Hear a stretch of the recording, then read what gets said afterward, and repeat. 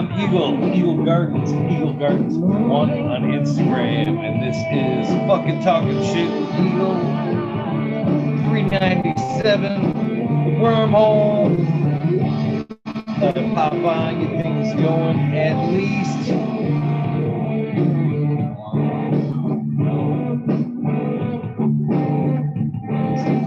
Smoke one, minimal.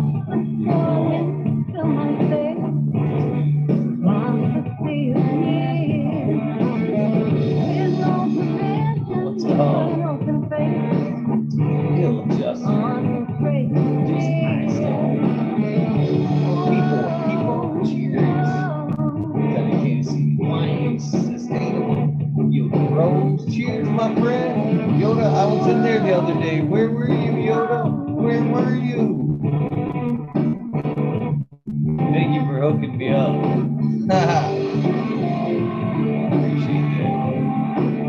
Appreciate that. Light up again, Tim. How you doing, my friend? I never said I wasn't going live tonight, that's for sure. See if the internet holds out. Still no satellite, dude. I know, Yoda. I was in the other day. Some other dude was working.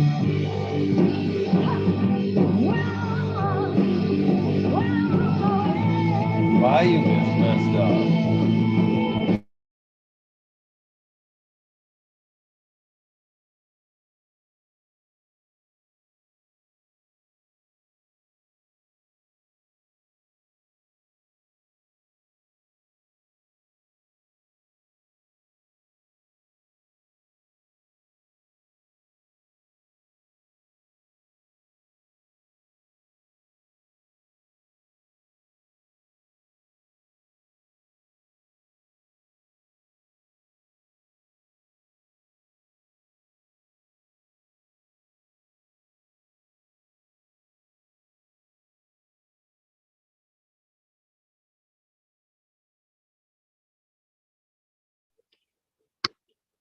What's up, Smiley?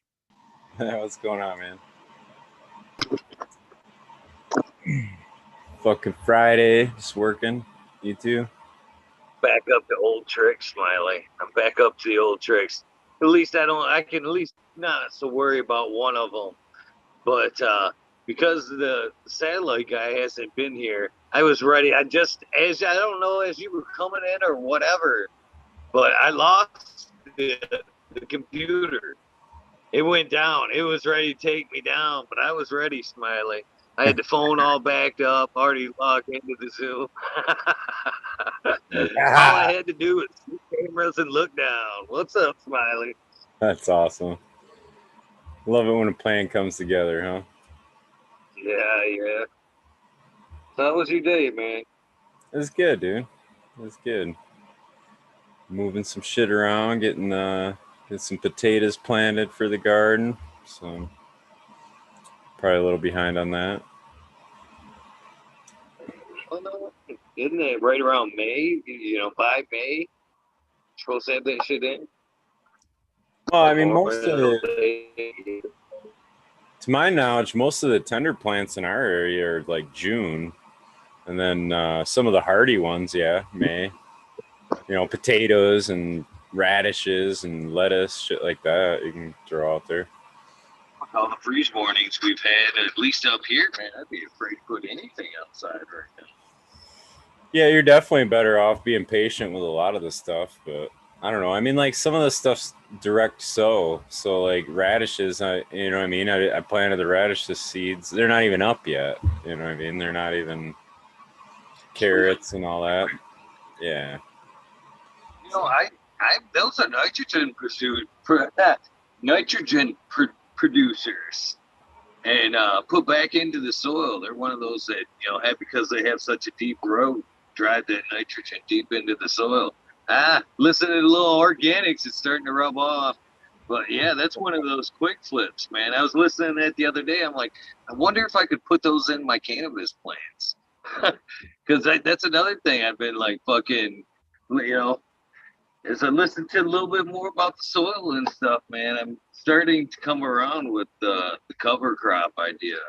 I've never really implemented it, but the more I listen to some stuff about the soil every day, uh, I'm seeing how important it really can be, and for just multiple reasons. I mean, multiple reasons. It's not just for a quick nitrogen fix. I mean, it's loosening up the soil, it's providing aeration. There's a lot of pluses to cover crops. Well, the diversity in biology will increase. That's proven too, where the number of species of roots. I think it's at least 4 different plant species. They see a large like synergistic thing going on with them too, to where biology increase the amount of microbiology in the soil increases exponentially. It's not just 4 times. Like if you have one plant and you got 100 species of bacteria, then you should have 4 plants with 400 species. But it's like when you have 4 different species, it's like having 40,000 or whatever. Like the diversity is exponential, So, yeah, there's a lot of argument too, man. There's a lot of thought behind it, and I don't know. I'm with you on it. I started out all gung ho with the cover crops. I mean, that was a big topic and whatever, and I ran into some of the issues that guys talk about with it. You know what I mean? You can get bugs and pests, and With you have to nitrogen, fight them around different shit or whatever. So there's definitely some negatives to or extra work, or however you want to perceive it as a negative, but but definitely extras to it. But is it's that a plus or a minus though, Smiley?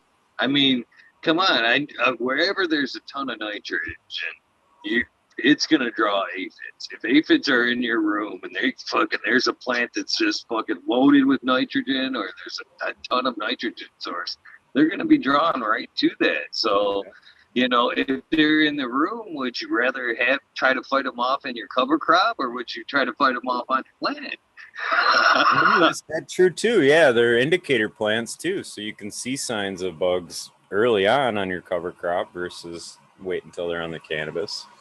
Yeah, man. There's definitely it's definitely takes some work, and I definitely think to make it really usable, I think a bed style would be ideal to where you have some extra soil space or media space.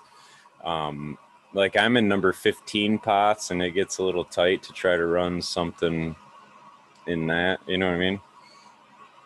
So yeah, there's definitely benefits though. The amount of photosynthesis is where everything starts. So the more things you have that are photosynthesizing and connecting that to the soil is going to be better. So, do you think that because the way I run things with timing, uh, the way I time things out, do you think that I could get away with my tens? You know what I mean? In a more organic system, because usually them tens come out like a week before flip. You know what I mean? If things are running right, you know what I mean, just pushing along. It's transplant 1 week in that pot, flip. You know what I mean? So is that, just a flowering time? Is that enough for my organic spot at the time? Yeah, I mean the pot should be fine, but like your cover crop, you may have trouble trying to establish and keep a cover crop going through it. But I still have been throwing seeds down on mine. I'm not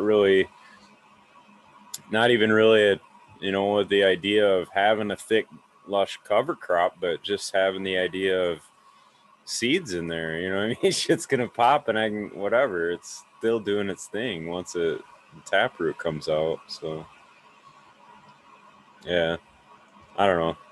I'm not an expert on it. I definitely know there's a lot of pluses to it, though, for sure. Beyond nitrogen fixation, you're right, or beyond green manure and like chop and drop type stuff. So, what's up, Johnny? You How's it find going, man? I mean, aren't you like, yeah, you're in like more of a straw or thinking about mulch these days, aren't you, versus cover crop? Could I be wrong in saying that?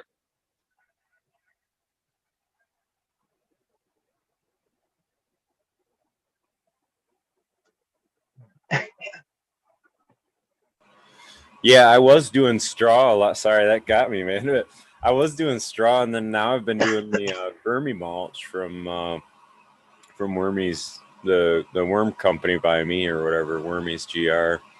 Now, vermimulch. Explain that. Is that just worm compost? Is that what that is? Vermimulch? What is vermimulch? So, What's the difference between that and compost? well, it's a more advanced stage of it. So, like, I'll just explain the process of what Wormies does. They put out a really cool little informational video, but basically their premise, they collect food waste. So they work with restaurants, schools, whatever, you know, I mean, public cap, whatever, it doesn't matter. Homes can do the service with them, but basically people collect food scraps where they drive around and collect the buckets of food scraps. They take all those to their farm and they compost them in a what I kind of understood as a Johnson Sioux style, but they basically put them all in a bin. They compost them with it's an aerated compost, so they pump air through it. It speeds up the process. Then they take that compost and they mix it with arborist chips or wood chips from the guys cutting trees down and stuff, and they mix that in a certain ratio because I mean it's their composting style, and then they put that into windrows that the worms actually work on. So at the end of that, what they have is they have a very fungal worm casting or vermicompost. It's not actually a worm casting at the end; it's a vermicompost. And then so what they'll do is they'll take that windrow and they have their sifter, which has a different screen size on it, and that's how they screen their vermicompost off to the side, and it's like a certain particle size is That's what how they're they screening it. that's how they classify the certain size that they want to sell, and the rest of it gets put back into it and redone. Right, and then so the vermicompost will sort out all the worm eggs, all the worms, all that stuff will be sorted out of it.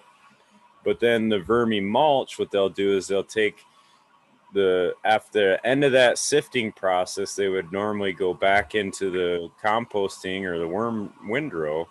Well, now they're doing a second sifting process, and it's probably 2 to 3 times the size particle.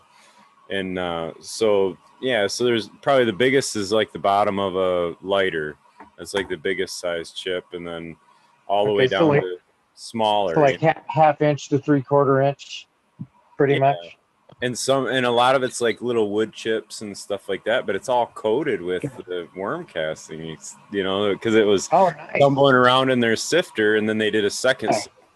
But in the second sift, I get a lot of worm eggs in the vermi mulch. I get a ton of worm sacks, and I get a occasional hand. You know, what I mean, there'll be probably a half dozen worms in there, or a dozen worms in there too. So I'm inoculating the pots while I mulch. Is basically the thought I had behind it. So I'm bringing worms in, and I'm bringing, you know, what I mean, wood material and fungal and all that. So I really like that. I like what he's got uh, lined up for people to sort, separate, and contain it for him, and then he just comes along to pick it up. That's kind of my theory of what I was planning on doing here in Vegas, as far as my the thinking of my worms.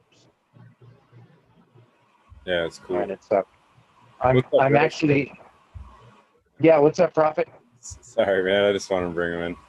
I was rambling. Yeah, yeah. No, but what I was thinking about doing is the same aspect where I'd be getting a hold of schools and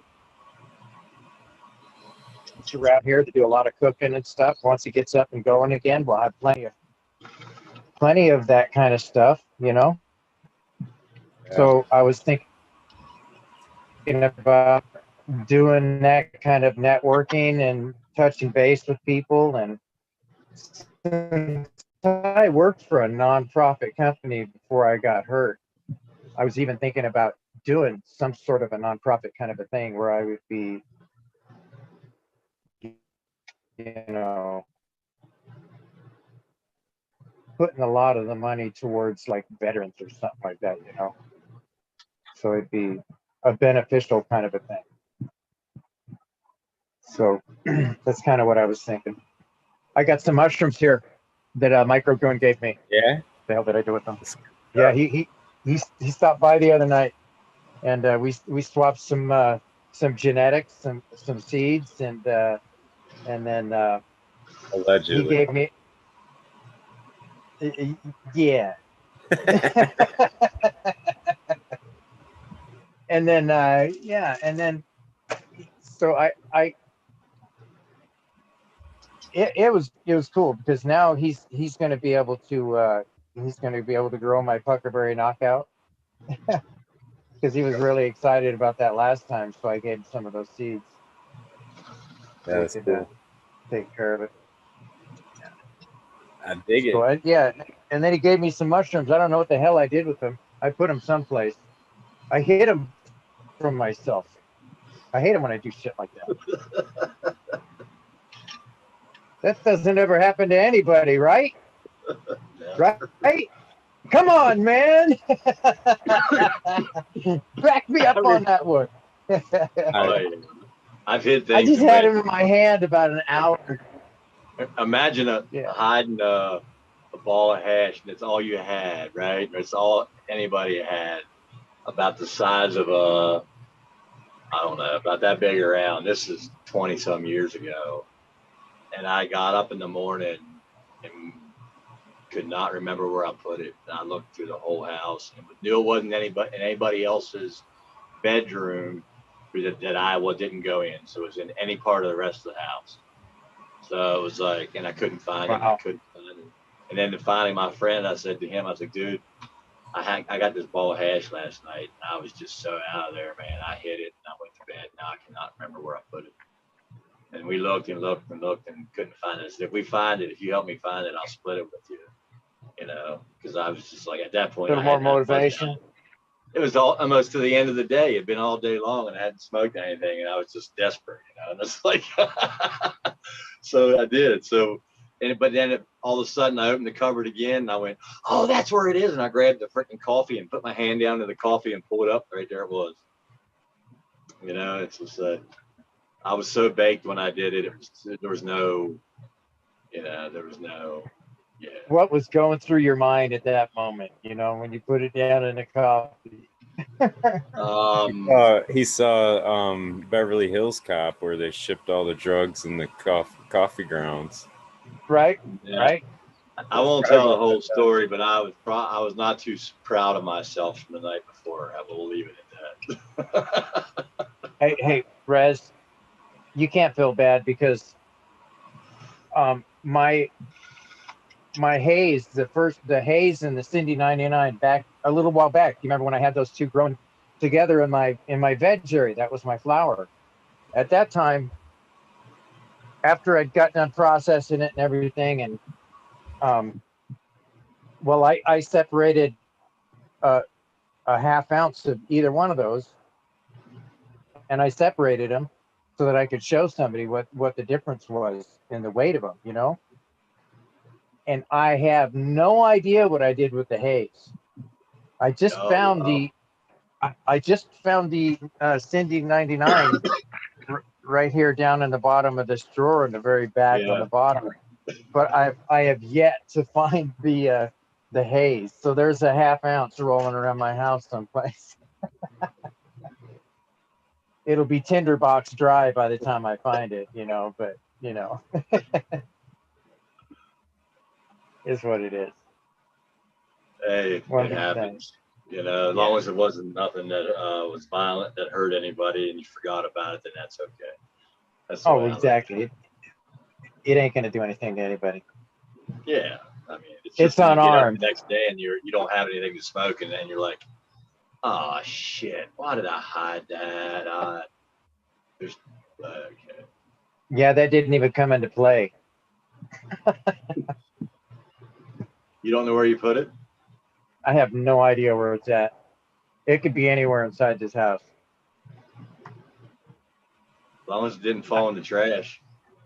I like that plant that's waving in the wind behind you. That's a lot of damn wind on that big plant. This one right here? It's a little plant. It's a nice structure. It looks big in the bag. Yeah, it looks bigger like that. Yeah. This one here is a little thicker.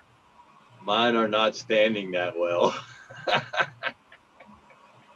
Yeah, that's this one here is a bike seat by Miranda Family Farm. Yeah. Was it an auto? You said an auto? When he mixed up. No, that's not an auto. I put him in a little early. Yeah. Just because I'm looking right now. Yeah, yeah. You know, so I put them in early so I can have more coming through, so I can see what they look like as they come through flower. And then when I find the good ones, like this one here, this is definitely one that I'm going to keep and start producing on this one here. This is my Cocoa Berry Jones. I like and it. That's by Jones, Bud White. huh? Yeah. I need to grow some of Bud White. Are you taking clones of all those? Johnny, you are? Okay. I didn't know if you were re-vegging or taking clones. Yeah, I don't know if you guys can, I don't know if it gives you a good picture or not. How many different ones you got going right now?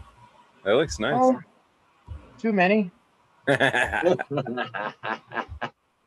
Never too many. That's like too much fun.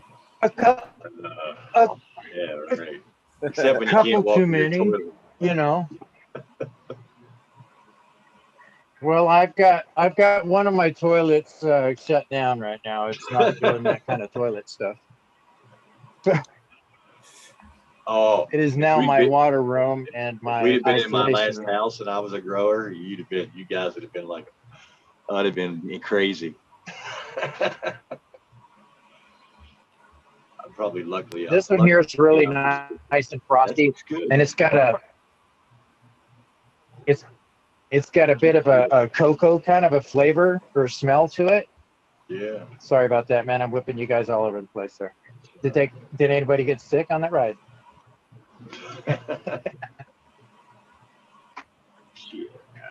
I get dizzy quick with that shit though. Do you? Yeah, I know I do too, man. When I'm watching somebody walking around with their iPhone or something, and it's doing that shit, it really whacks me out. I have to sit down, close my eyes. Yeah, it doesn't do me well. Sucks getting old. Yeah, so yesterday I had a few errands I had to run. I went to the DMV and had a doctor's appointment. Got the DMV done early in the morning, hit the doctor's appointment, stopped on the way home at one other place, and then on the way home, my car wasn't responded, the engine wasn't responded to their transmission.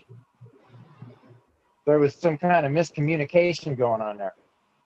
So when I went across the major road, it did not go like it normally did. It just kind of went across, and I said, "What the hell?" That sucks. Yeah, so I got down to the stop sign and I threw it into low gear and it kind of clunked into it, and I said, "Ooh, that didn't feel good," you know. So I get home and I got it right to the house. You know, there was no problem getting it home. So I called up a friend of mine and I asked him, I said, "Hey man, remember I was talking about getting some transmission fluid the other day?" And he goes, "Yeah." I said, "I think I need to get that." So I actually had to go to the dealership to get it. It's especially for my transmission. Yep. I think that's capital bullshit, you know. They've been doing that though. Like I said, dude, they're parts companies. They're parts companies. So why wouldn't they want to sell something you have to get from them? Exactly. You know, and it's funny, I had to pay what was it, $16 for that damn thing. Per quart, right? Yeah. Yep. And it was called K, so I called it Special K brand. You know, because it was so special, it had to be extra priced and kept at the dealership. Yep. I used to haul That's a the bunch special of shit right there. That's the special shit right there. That's some special K. You know? It's the way though, man. They don't want you to be able to fix shit. They want you to buy a new one and throw away what you had, you know? And I mean, it's like, I'm guilty of it too, dude. I'm so guilty of it. I fucking buy the new one and throw that one away. And like, but it's, yeah, at some point it's kind of like, I was a half. So just so everybody knows, I was a half quart low. And my car was it was not functioning. That The transmission ain't right. wouldn't work. I had to be more than just half quart. No, it was only a half quart low. That was it. Else going on. No, I swear to God, man. Really? It was like, I'm saying that what I'm saying is maybe the sensor's set wrong or something. There's something wrong. Yeah. Well, no, I think maybe the sensor says once it gets to this point, I'm gonna fuck with him. Well, maybe that transmission is just built with such a tolerance. It needs not to drop any lower than that, so you're better off. That's what I was getting all the thinking. torque out of the motor you're supposed to get. You know what I'm saying? I've blown a motor up before. Right. It can be done. Sure. Yeah. Well, I hadn't checked that oil since I started driving it and the transmission, which is kind of stupid, you know. But that's just, you know, I'd had the, well, so they're hard to check though, Johnny. Like they don't want you to check that shit. Well, yeah, it was in a real hard spot to find too. You know, it was down low and it was a little, well, just a little tiny black knob. It's quote unquote a lifetime fluid. So the lifetime, well, yeah. You think that by the wording of lifetime, that implies something, but it doesn't. To them, lifetime is 90,000 miles. Really? Yeah. I hadn't even got the 90,000 miles yet. I haven't even got the 60,000. No? All right. But I'm just saying, like, there's like deceiving shit about that, right? Like, lifetime well, I just think the heat out here is just so hot that it used it up, you know? It wears shit out. The desert wears shit out fast. That's true. Yeah. Yeah. The heat, yeah. That was really that was kind of my thoughts there, yeah. When you put your laser on a window on a sunny day on 91 and it's hitting the window and you put your laser on it, it's like 146 degrees. Yeah, it's super hot. You don't want to rest your arm against your window. It was 80 some out not the other week, and I hit my arm against a shovel one, you know, a little digging shovel, it's a chrome one, and I put my back of my hand on it. It left a mark. It fried my skin. I seen a public service announcement about that, like walking your dogs on pavement and shit like that, where the pavement will get so hot it'll be burning their paws the whole time, you know. Which you know, I mean, it's common sense, I guess. Yeah, it's hot out, but you don't realize it when it's 80 degrees that the pavement's 110 or whatever if it's sunny. You know what I mean? Like, imagine what it's like out here. Yeah. 110, you know, it's like, I wonder how much, you know, I bet 130 on that, 140 on that. Asphalt will melt on certain days, won't it, for you guys? Oh, heck yeah. It gets I just had one of those coolers. I guess it was a shipping cooler. It was like a tractor for shipping a crate of refrigerated stuff. So it's about this thick, silver for a pallet. And I had that. They gave me that at the grocery store. What do you think they were using that for? I bet it had another compartment underneath. Anyway. And I thought about that the other day. I figured I'd say something. I'm in California. I don't care. Not mine. Anyway, it was on the ground outside in my garden, and I had a brown tarp over top of it. And I said, I need to go ahead and get this up. And I went to pull it up, and I smelled it. It had it had melt a hole this big through 4 layers of that tarp with the silver underneath, not even being seen by the sun. Oh, it was that hot that it melted it? It's just, it's the desert intensity. It's at 3,000 feet and 85 degrees. It's just, we're already going over 90. But we're dropping back down to 70s during the day. We're going back to 70. In Arizona, right? What's that? Yeah, you broke up, Johnny. You're in Arizona? Are you in Arizona? No, I'm in high desert, California. Oh, okay. Okay. Yeah, High desert, 3,000, California. right at about 3,000 elevation. Okay. It's a tough place. I mean, to grow and right now it's had to figure out the dry. That's why I bought Well, two of those I'm contemplating my AC. I'm contemplating what I'm going to do with my AC at this moment. How I'm going to make it work. Because last year, man, it was freaking brutal during the summertime. Your pump didn't do it. Your cooler didn't do it. Well, yeah, I got it. Well, no, the AC. Yeah, I got an AC cooler, a window one. Yeah. Oh, the swamp cooler last year I didn't have, so I have that this year, so I will be able to use it during the portions when it's not the monsoon time. When it's monsoon time, I have to use nothing but the air conditioner. Monsoon time. That's when it gets moist and sticky in the air, and there might be a couple of raindrops that come down, but it's just humidity that comes in. Do you want some rain in the desert? Oh yeah, it's good to have rain in the desert. A little bit, Get those desert toads out from underneath those rocks, It does add one of those. Go ahead. No, I was gonna say it does add an interesting hurdle to growing indoors, though, is the outside weather. Like you guys are talking extreme heat. We go from 90, sometimes hit 100, I guess, for a few days, but mainly in the 80s and 90s for Michigan, humid, down to like 20 degrees, 10 degrees and cold. But you guys, so yeah. Don't you guys always? You always have humidity. I mean, it's almost a constant, is it, with the lakes and stuff like that around? Yeah. I mean, it's definitely not. We get our dry time or dry days for sure, but it's not. Yeah.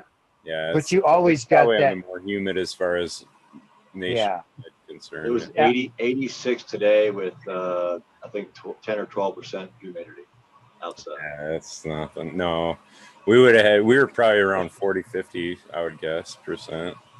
But it's perfect tonight. I can open. I got it shut right now. I don't think I have it open, but I can open my front door, and I got another window open, and they both suck right into the tent, and it sucks it back through the camper, and it's a mixture. So I'm getting like fresh air at night under LED, nice. Pure fresh air. So in my I'm at 79. I think I have the AC on. 79 and 55% humidity. See, and pulling in fresh air is fine until the temperature outside is 10 degrees or 0, you know what I mean? Negative degrees or whatever. Then it's a whole different ballgame. You need more lights then. Juggling. It's definitely a matter of juggling the time of year. Like I'm prepping already, trying to figure out summer too, like make sure all the ACs are ready to rock, and I'm actually replacing them just to maintenance replace. I don't know. I need one. Well, when it gets when it gets super hot outside, that swamp cooler the water gets hot, and when your water's hot, it's blowing hot air through the hot water, and it really doesn't cool it that well. You know what I'm saying? So, because it's got a vat down at the base of it where it has the water, but it just doesn't stay cool enough. So I'm actually thinking about trying to get a chiller and have the water come into a chiller and then go into it. So it's. Can't you run it off? Oh, you probably can't off a garden hose. Don't they do that off a garden hose where it's cold water going to it? Well, yeah, but you don't understand, man. It's only a trough that's only about, I'd say about 2.5 feet wide by about 6 to 8 inches deep. Mm-hmm. And it might be about 6 to 8 inches wide, that little trough on the bottom. So I mean, it's just a little tiny trough, and it's plastic, so the heat will just penetrate. It almost get moisture. Will boil that. Well, water. but the temperature, I guess the cooling effect of it is from the actual evaporation of the water. So Yeah, the water evaporating is what's taking the heat. You know what I mean? So, yes. Yeah, the evaporation of the water is what's cooling the air as much. Well, see, it's the reason that I like the moisture. Well, it does. The moisture is the reason. I mean, even if I killed them all, I want to keep my bathroom always full. In the summertime, the wintertime, I don't want to next year, but I want to keep my bathroom full of veg. You know, as much as I can of big leaf veg going in there to get that moisture in the house naturally. You know, and keep it. You know, in the desert in the wintertime, so do it less. You know, and then even if right now I'm in like my best time, winter went really long this year. I mean, it went a lot longer than normal for our cold temperatures. I mean, we're almost today. How cold do you get up there? What's that? How cold do you get? In the wintertime? Yeah. It can get down to the coldest I've seen, I think, was almost 19 one night, 20. Yeah, it had a consistency where my water line wanted to freeze. Luckily, I have a. Well, that's chilly. Yeah. So, but you got insulator wraps on that? The normal's mid to high 20s, mid 30s. Very little rain, spurts of rain through the winter. Then summertime. What's your yearly average out there? We don't even go across an inch. Oh, I don't know. I have no idea. We can get 3 inches in a day, but then you might not see rain for 3 months. Right. You don't get more than it might rain for 2 weeks. My brother came out here. It rained for like 2 weeks straight. Never stopped. 2 years ago. 2 years ago. That's kind of hard to fathom, right? Yeah, it is. Less than an inch. Yeah. I live in a desert. Oh no, it's right from that. Typically from right now, and coming into in May, from what I remember, from now it shouldn't rain, but maybe 1 or 2 little spurts, maybe 3, because of where I sit outside of town and below the mountains, might get 4 or 5. You know, if that's things change. Just little stuff from now till October, November. So do you ever get any a little bit of snow like in the wintertime? Snow, sleet, rain all in the same day. Okay. It hadn't rained for like 10 years before I got here. Since they've gotten here, they've got some of the biggest snow that they've had. You know, you go out and you think it's supposed to rain, and it might be raining 2 miles down the road, but it might be another 200 feet down, and it might be in a swell that gets heat coming up out of the valley from Los Angeles. Who knows? And this is coming down off the mountain, and Big Bear Mountain's behind me up here. So there's still snow on the mountain up here right now. There's still snow on the mountain over on the other side of the highway on that range. So San Bernardino still got a little bit of that snow left. Typically does up until July, unless there's been I got an idea where you're at now. That's cool. Yeah. Yeah. So that's a beautiful area up in that. Yeah, it's beautiful up there though. It is. It's just hot though. I mean, it's when the wind gets going, you can forget it, man. Like today when the wind starts whipping, you know, it's blowing 35, hitting 45. You don't want to go outside. You can't open a window. You don't want to open a window because everything gets covered with dust. I mean, just automatically. Oh yeah. I mean, yeah, it's horrible out here. Leave more than one window open. Leave more than one window open on your vehicle that day, in the front and the back, and you forget it. It's not bad, but you're going to have a coating of dust through your whole vehicle. You know? Exactly. Yeah. You got to keep everything buttoned up. You know, that's why I was thinking about. I wonder if the Tesla. I didn't know. I didn't look it up. Not that I can afford a Tesla. I can't. But I would like to have one, just for the simple reason is, can you let it run and the AC's running and you don't hear it run, and leave it in the parking lot and nobody would think about stealing it, you know, because it's running, because they can't hear it. I wonder if the air conditioner is that quiet as well. Well, I'm sure it would. Well, I don't know. Probably. I guess it wouldn't have to cool off the radiator. So, yeah. That's true. Oh, I didn't even think about it. That's not cooling off the damn motor. Yeah, it wouldn't have the radiator fan go, you know. So there he is. Yeah, I'm about to go. I'm gonna next Tesla I see, and they're in the store. I'm gonna walk up to the windows, put my hands on the window in the summertime, see if it's cold. Cheers, Jack. Well, you can ask. How you doing, bro? Ask Jack. Like, what are you doing, man? Cheers. How's Yeah, it going, we can ask Jack right now about that. Jack, do you have a Tesla? Yes, I do. Does the AC run and you can't hear it? You can hear it. Okay. I mean, it's an AC. No, I mean, from outside. From outside. I mean, if it's running on 11, you'll probably hear it if you're standing right next to the car. But on lower settings, no, you're not going to hear it.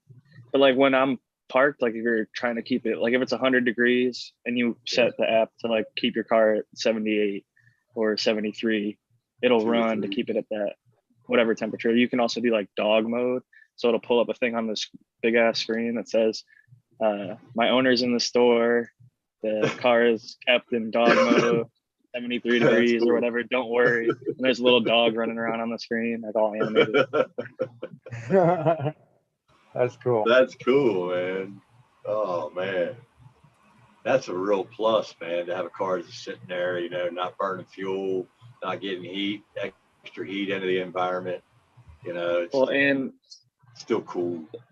It has camping mode. So like when I went to visit Aaron the grower, I just parked next to his spot and we have a air mattress that blows up in the back.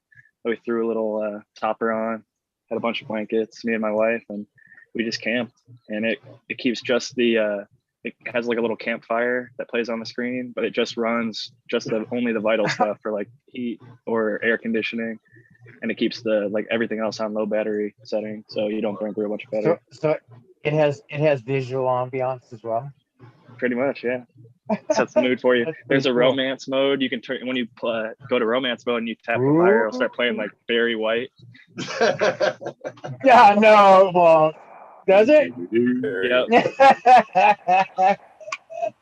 I pulled that when me and Elon, man, he thought of everything. Coltrane. We were doing dabs, and I pull up romance mode. He's like, "Oh shit, Jack!" Tried to slip his hand up my leg. I didn't. I walked back in. I was like, "Oh god." His wife and Lady G were looking at us. It was a good time. There's a whoopee cushion mode, so you can like make it so when somebody sits down in the seat, or like when you hit the turn signal, it like plays a loud fart through the speaker. No, it doesn't. A specific chair. Yep. Oh my god, it's like a big toy. It's like a damn kit car. We always It's like a toy box. It's a big toy, man. It's a kit. You get all sorts of new updates too. So whatever they drop some new shit, it comes over the air like your phone updates. Does it have a Night Rider car on tricks? Does it have a Night Rider? That's what I want. Night Rider? Oh, probably. I haven't found it yet though. It looks like Night Rider. It's all black with a black tint. So keep it low key. I bet you could probably get a light system and program that damn thing to do it too. The Model X actually has like a thing that'll play. You can make it dance, like the one that has the Falcon doors that open up sideways like that. It will start flashing the lights and playing that like really psychedelic orchestra. I can't think of Trans-Siberian Orchestra. It plays a song and it coordinates the doors opening and closing and like lights flashing to the music. It's like when you see a house. Oh, how cool is that? Yeah, the Christmas lights. Cheers, hey, what's up, Chicha? Cheers. Good morning. Cheers, Chicha. How are you? Good. Good morning, guys. That's one sexy lady you got inside your garden. She's in the dark right now. What? She's in the dark. Is it her time? Girl. It's her time. Oh man. Speaking of dark. Don't you wish we could do that? It's her time and just lock her in a room in the dark. Yeah, she's pretty much locked in a room right now. I was gonna say there was some documentary thing I was watching, and like I don't know, they were watching some native tribe, and the way the community was, they would like segregate the women during the time of month. They had a special fucking hut. You go live in the fucking hut for a week, and then you can come back. Then you can come back later when you're done with that. And they fucking sent them off, dude. I was dying laughing. I was so funny. Nothing to do You with that. bleed Red River. You need Yeah, go they hut. thought it was like evil spirits or some shit. Like they're bleeding. They're fucking out of this fucking village now, bitch. Like you're out here. It's so true, too. That's crazy, Smiley. This shit's still living, and she's been bleeding that long.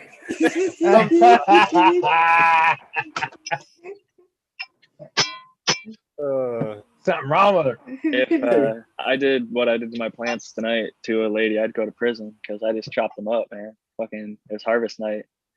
Cut that thing into little itty bitty pieces. Threw it in the dryer. Fucking put it in a little compartment. Yeah. Little compartment.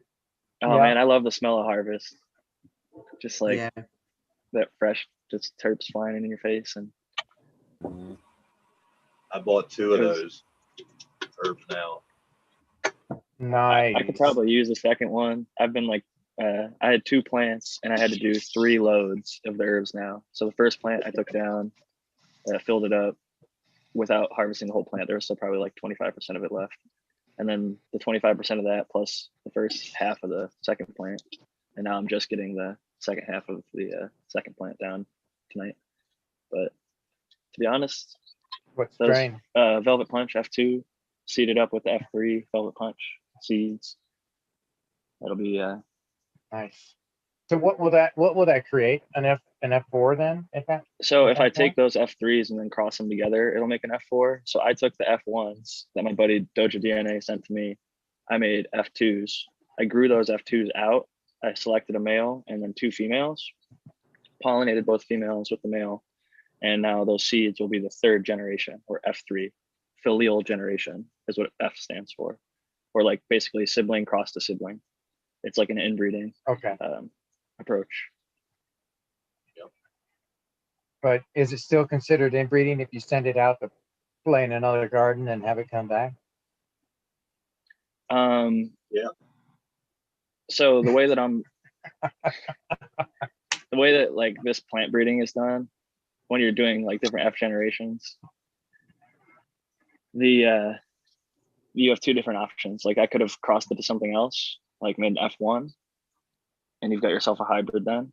But I took an F1 that was already created by my buddy, and I just took that to the 2nd generation and now 3rd generation.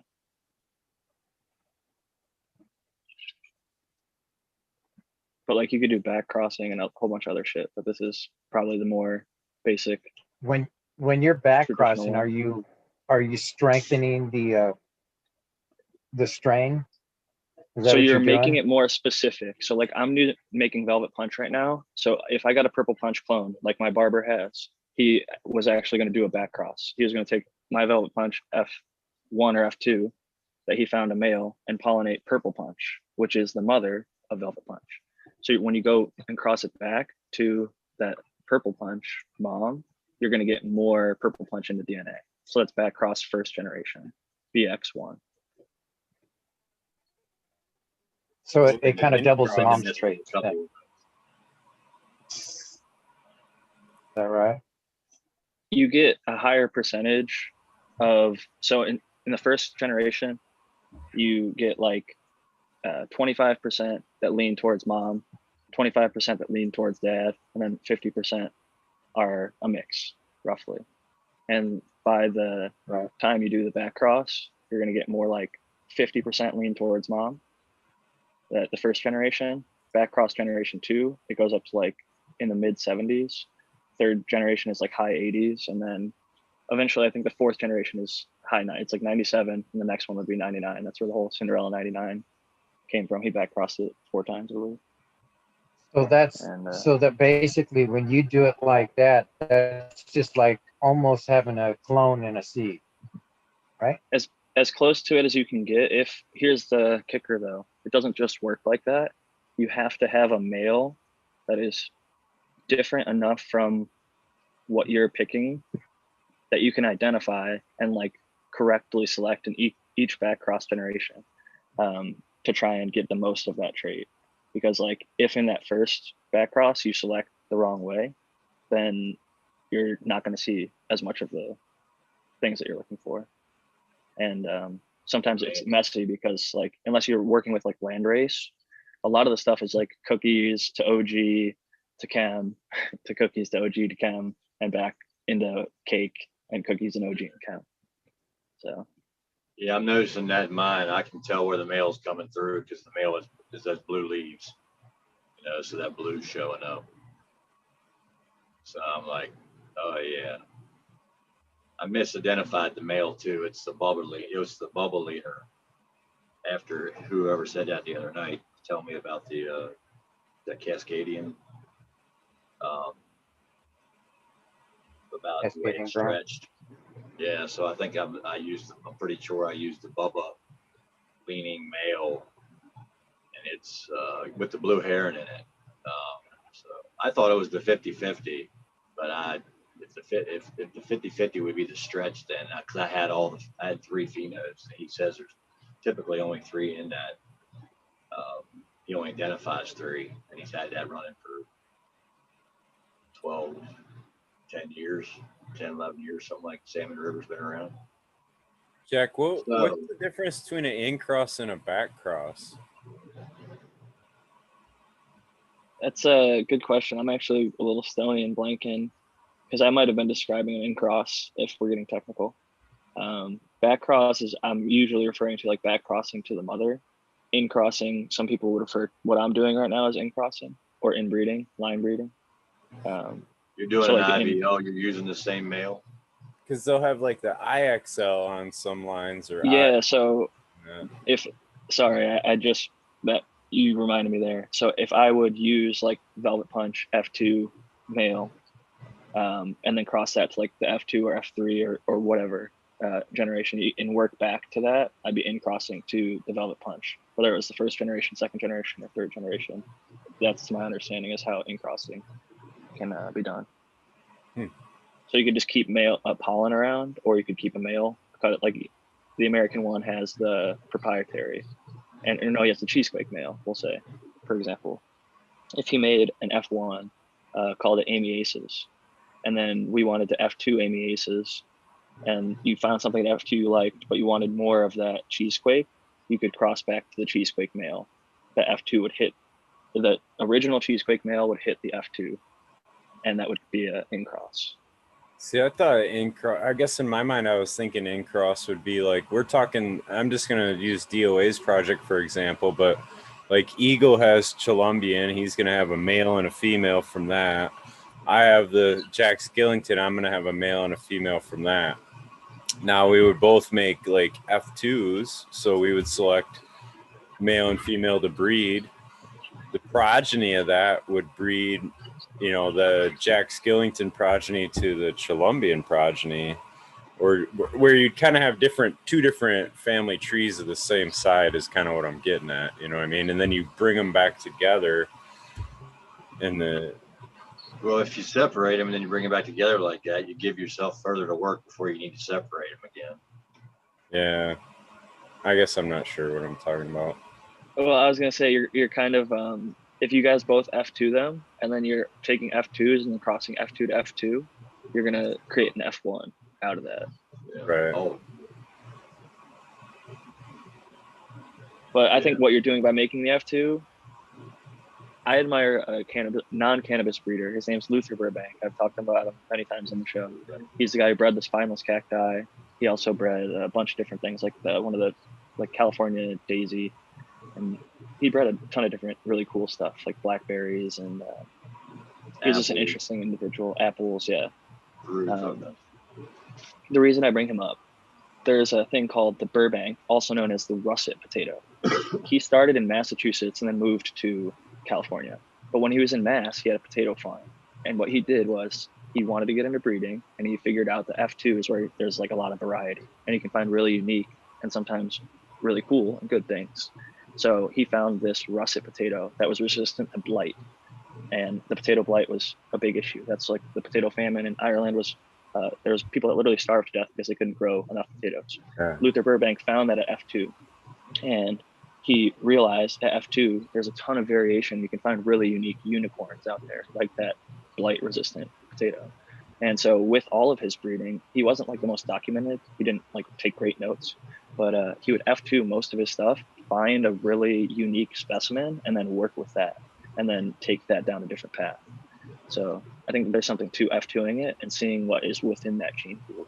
Because by making F2s, and I gave out 700 of them, 70 10 packs to the people in the community for free, I've seen hundreds of them grown now by a handful of growers and myself. So it's really cool to see what was available at the F2 and then the selections that I made. Because I have like another idea of F2s that I might want to go back and play around with. That's different than the selection that I'd made this round. Like that sawtooth pheno that the American one has, where it has really, really zigzag leaves. I found about 1 in 15 at the F2. So I think that if I found just did enough, I have hundreds of these seeds, I could pop enough of them, find a male, find a female, and then start. Those F3s would likely have more sawtooth, and then I could take that to like F4 and then cross that to potentially like the Australian bastard that I have, and just like play around with different morphologies and things like that. That's because since I didn't keep my male, that's kind of the path I'm taking. But I'm just doing 20 right now, but I want to try to do almost my, I got the 99 here, but I mean, I could do anything and it wouldn't matter, but I try to stay within whatever they give me. And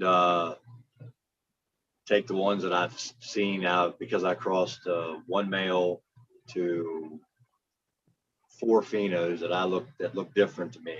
There's 5 plants, but 4 looked distinctively different of the moose and lobster. And out of that, they're all looking good.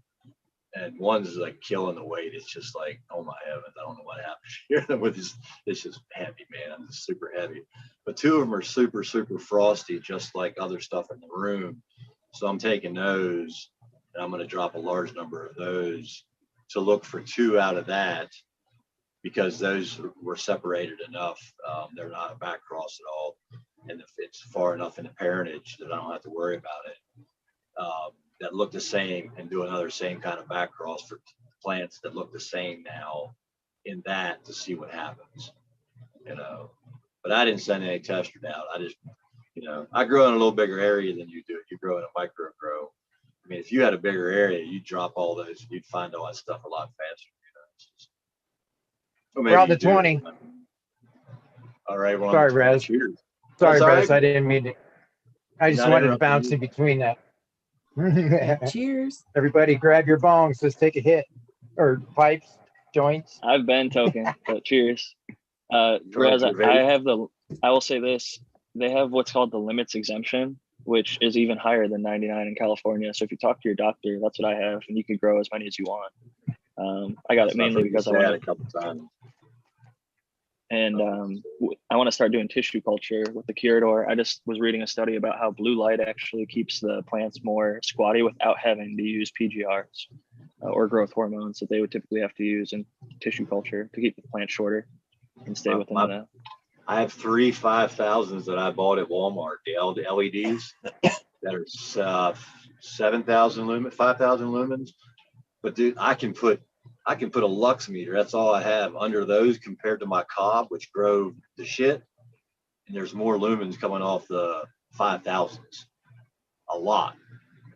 Tons. And if I took you in there right now, just add, I mean, if you added just a little bit of whatever you're doing besides the blue, somebody did it, you can grow some good weed, man. There's beautiful plants. I mean, you're talking internodes like 1/2 inch on those moose and lobster I got in there, because it's keeping them nice and squat. He doesn't seem to be eating up the newts. I'm not using newts, but the fuel in my M3 as fast. I mean, I got clones that have gone for 2 months in 16 ounces under the 5,000 K. Now under the cobs, they wouldn't do that. They would eat up the nutrients a lot faster. They're growing slower too, though, when you are having under less intense lighting. Like I have a less intense light in my veg. It's 4,000 K, and I used to veg under 6,500 K.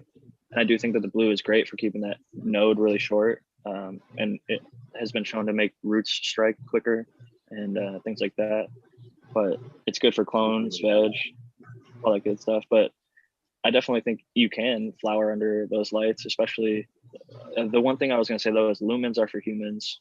We have to look at par because lumens heavily favor certain wavelengths that humans' eyes pick up on versus plants see 400 to 700, arguably like 400 to 800. If you want to talk about like the far red, infrared, UVs are actually 200 to 300, 400 range. It's just so much nicer right beside me. I got one cob in there now because I'm going to start transit as I pull a plant out or two plants out. I'm going to put one in. So I left one cob in there to transition them a little bit while under the cob before they go under a whole room full of cobs. What color cobs do you use? I got the 3500 Ks from that cobshot.net. So they've been killing it, man. And as I've said before, if you close the room up and you have nothing in there and you leave it and come back, you will smell the sweet smell of ozone. So there's ozone UV being put off from the lights. Yeah, I know that smell well. It's an added plus in a grow room. And if you have a room full of lights and you can't smell it, that's what you want. You want enough in there where you really can't smell it, but it's doing something. That's the way ozone should be used inside. You don't want to smell it. If you smell it, it's bleach, and now it's harmful. You have too much of it. It's like it's a pollutant. They say it's not really a pollutant though, because in the environment, San Diego, Los Angeles, with a guy who didn't have a degree, they used his theory on it for the carb out here and everything, and they measure the pollution level by the ozone.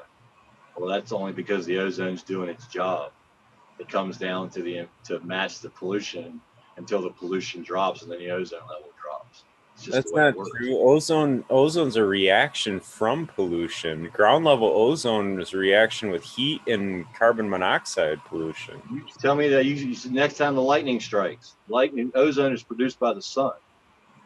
Ozone is produced by sun and pollution, so reacting at ground level, and it's not a pollutant. Yeah, that's what I'm saying. It's reacting down here, but when the pollution is depleted, the ozone level is depleted. It's not there. It's not reacting. So I'm saying it's not in the environment because the pollution is not there. So you can't measure it out in the country. Fire, but that's like saying you don't have a fire without any wood. Once the wood's gone, your fire's gone. The pollution's what causes it. That's what I'm saying. Like the high temperature, free level carbon. It's not created by pollution. That's why they have the ozone action days on super hot days, because that's when the ground level ozone can happen, and it absolutely is a poison. It's not good.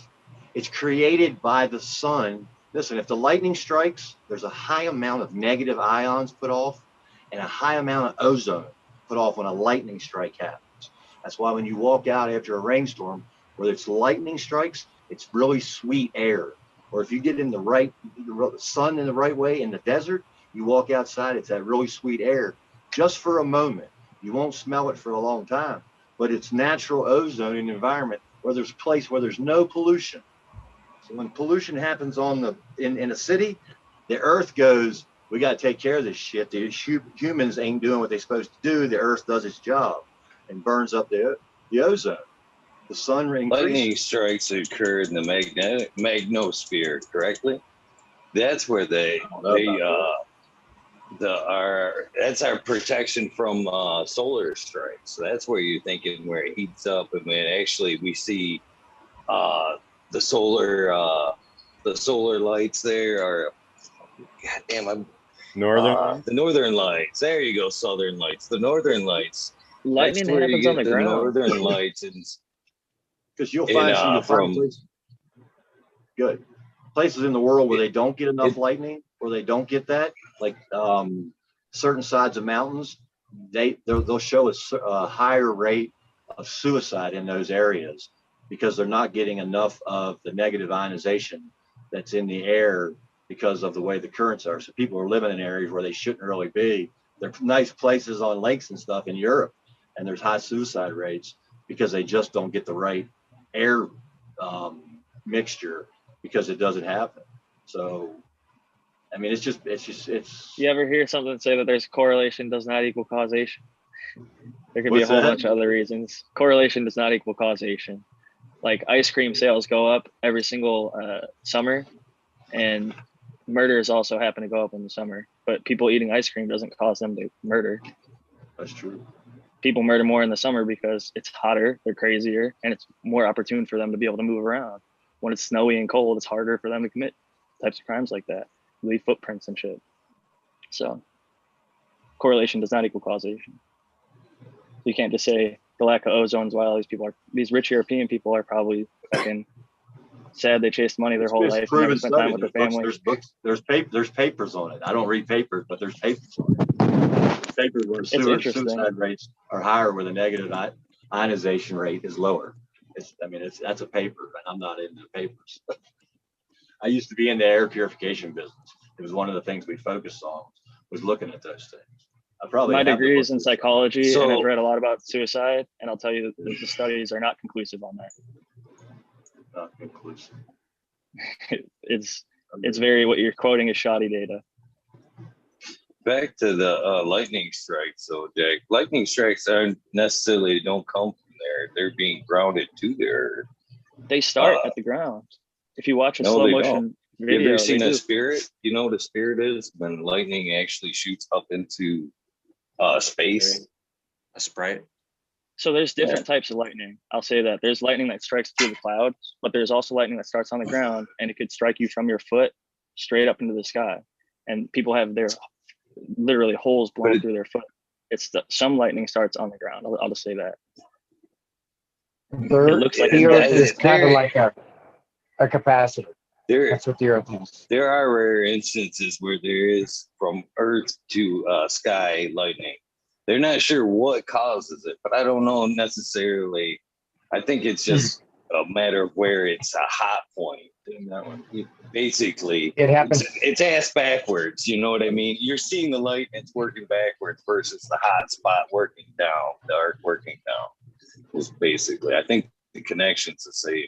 It's just being seen in reverse a little bit.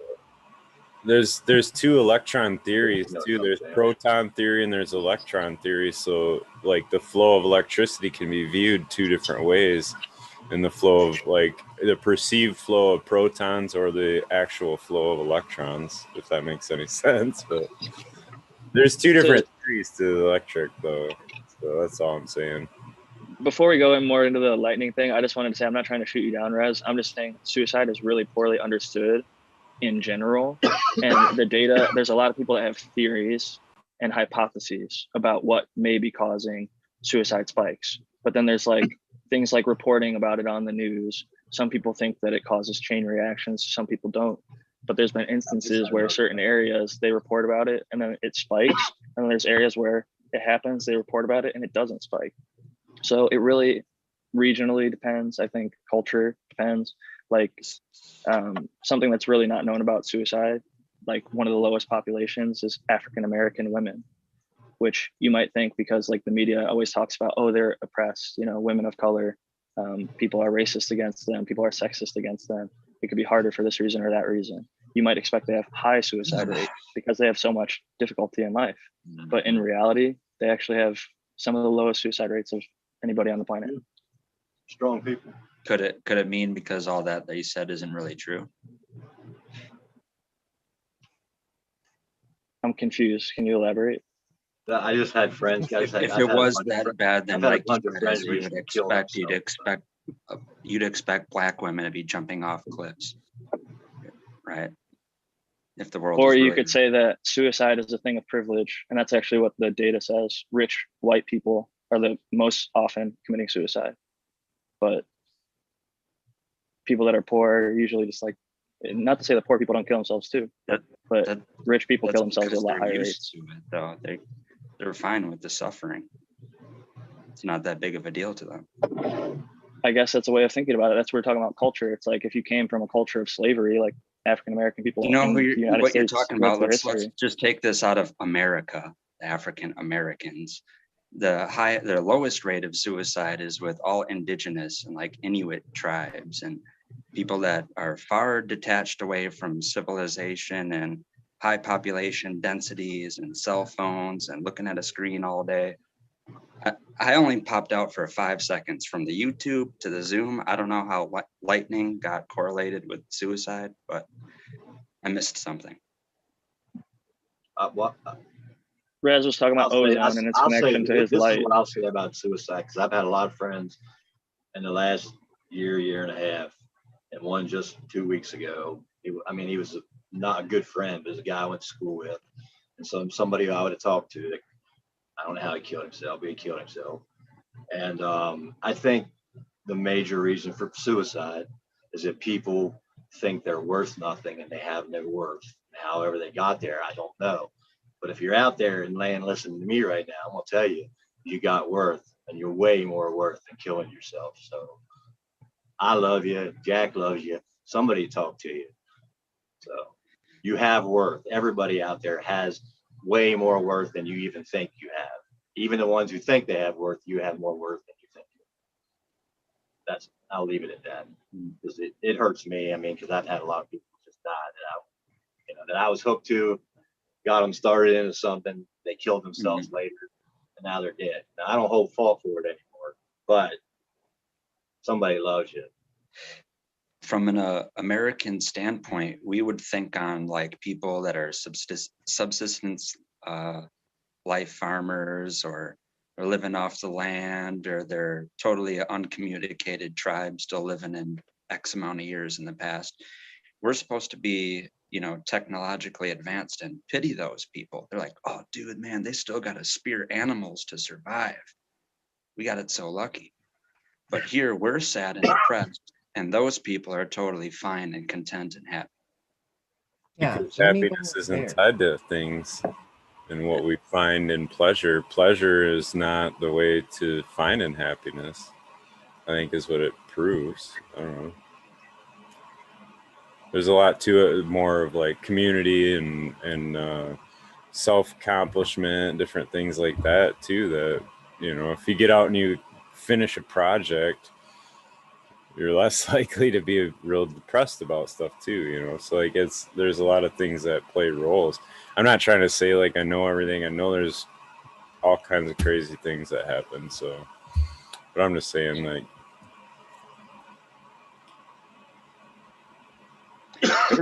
very weird subject for the wormhole. That's all I'll say. Yeah, I think that it's something that we shouldn't steer away from, though, because it is an important topic. 22 Jack, veterans every single day.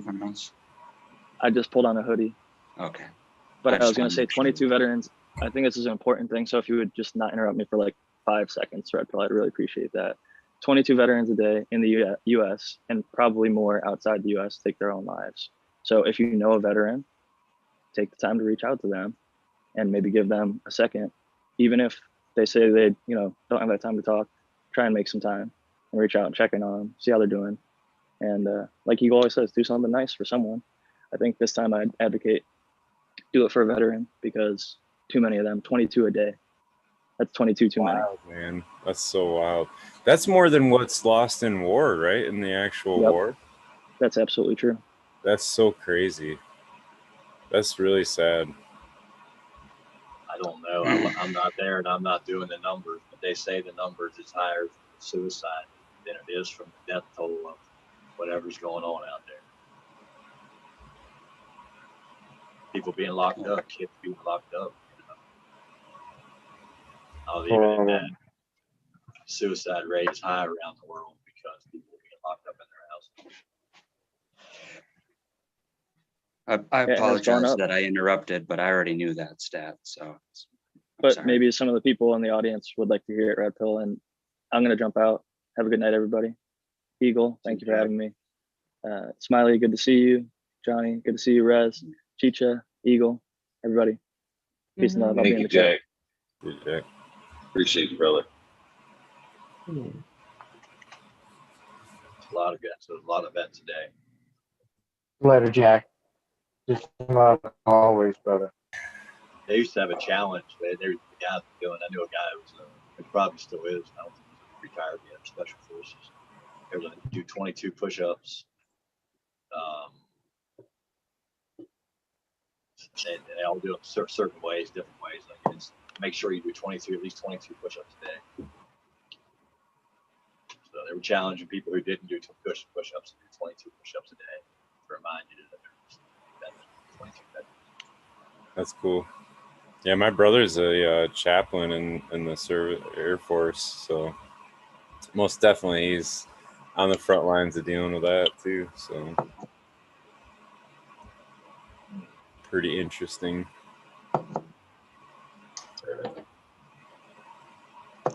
I never realized that they you know what I mean, they do tours too or whatever, you know what I mean? Like I never realized that was an actual like officer role to be a chaplain, and I always thought that was a pastor or, you know what I'm saying, like somebody outside of the military, but you actually have to be part of the military to be that. So like he had to he was in the military for 8 years initially, and then he was out for like 16, and he had to re-enlist and then go through basic again and prove he had the physical stuff or whatever. But once he was done, then they put him right into officer training because he had to be an officer to be a chaplain. Then you're I'm not sure the distinction of the credential or whatever, but there's whatever. He was like the first level of officer. So like, well, and once you get there, I mean, they can also make the decision at that point once you've been back in to reinstate your other time and make you give you your rank based upon like they do in college.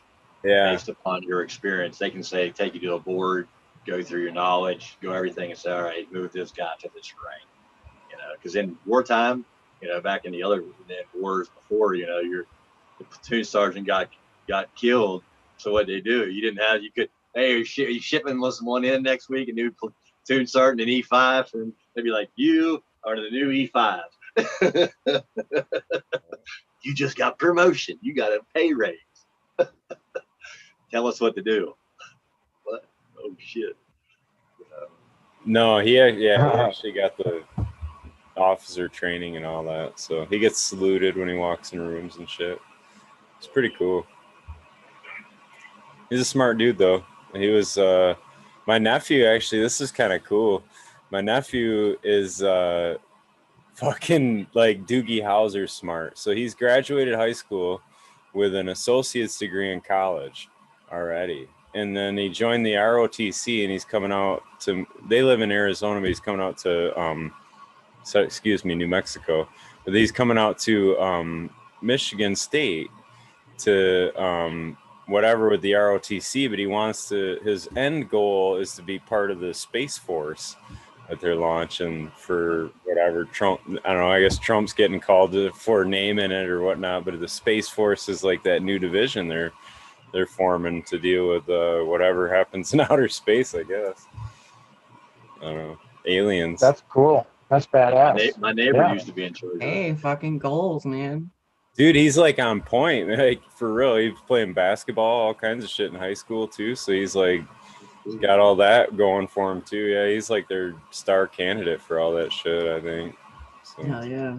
I think most of my family's out now. I might have a cousin who's still in. If he is, he's a general by now. He was a colonel. Well, you just laid out the plot to the movie Space Jam. Your cousin he's gonna save the world from aliens, and he's gonna do it by beating them in the game of basketball.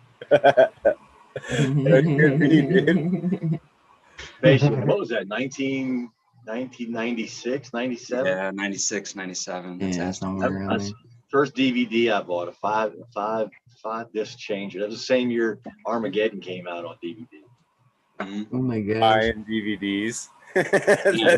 a lot of space threat movies, aliens from space, asteroids from space. What the hell was going on in 96?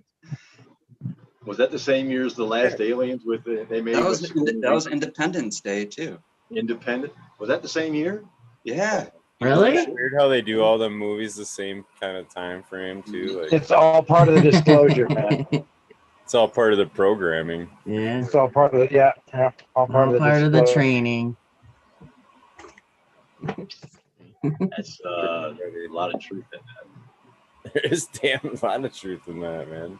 99%. Like War of the Worlds, the original War of the Worlds that they I've seen that in theater. broadcast on radio way back. You know what I'm saying? Before TV, all that, they broadcast the world of Orson Welles.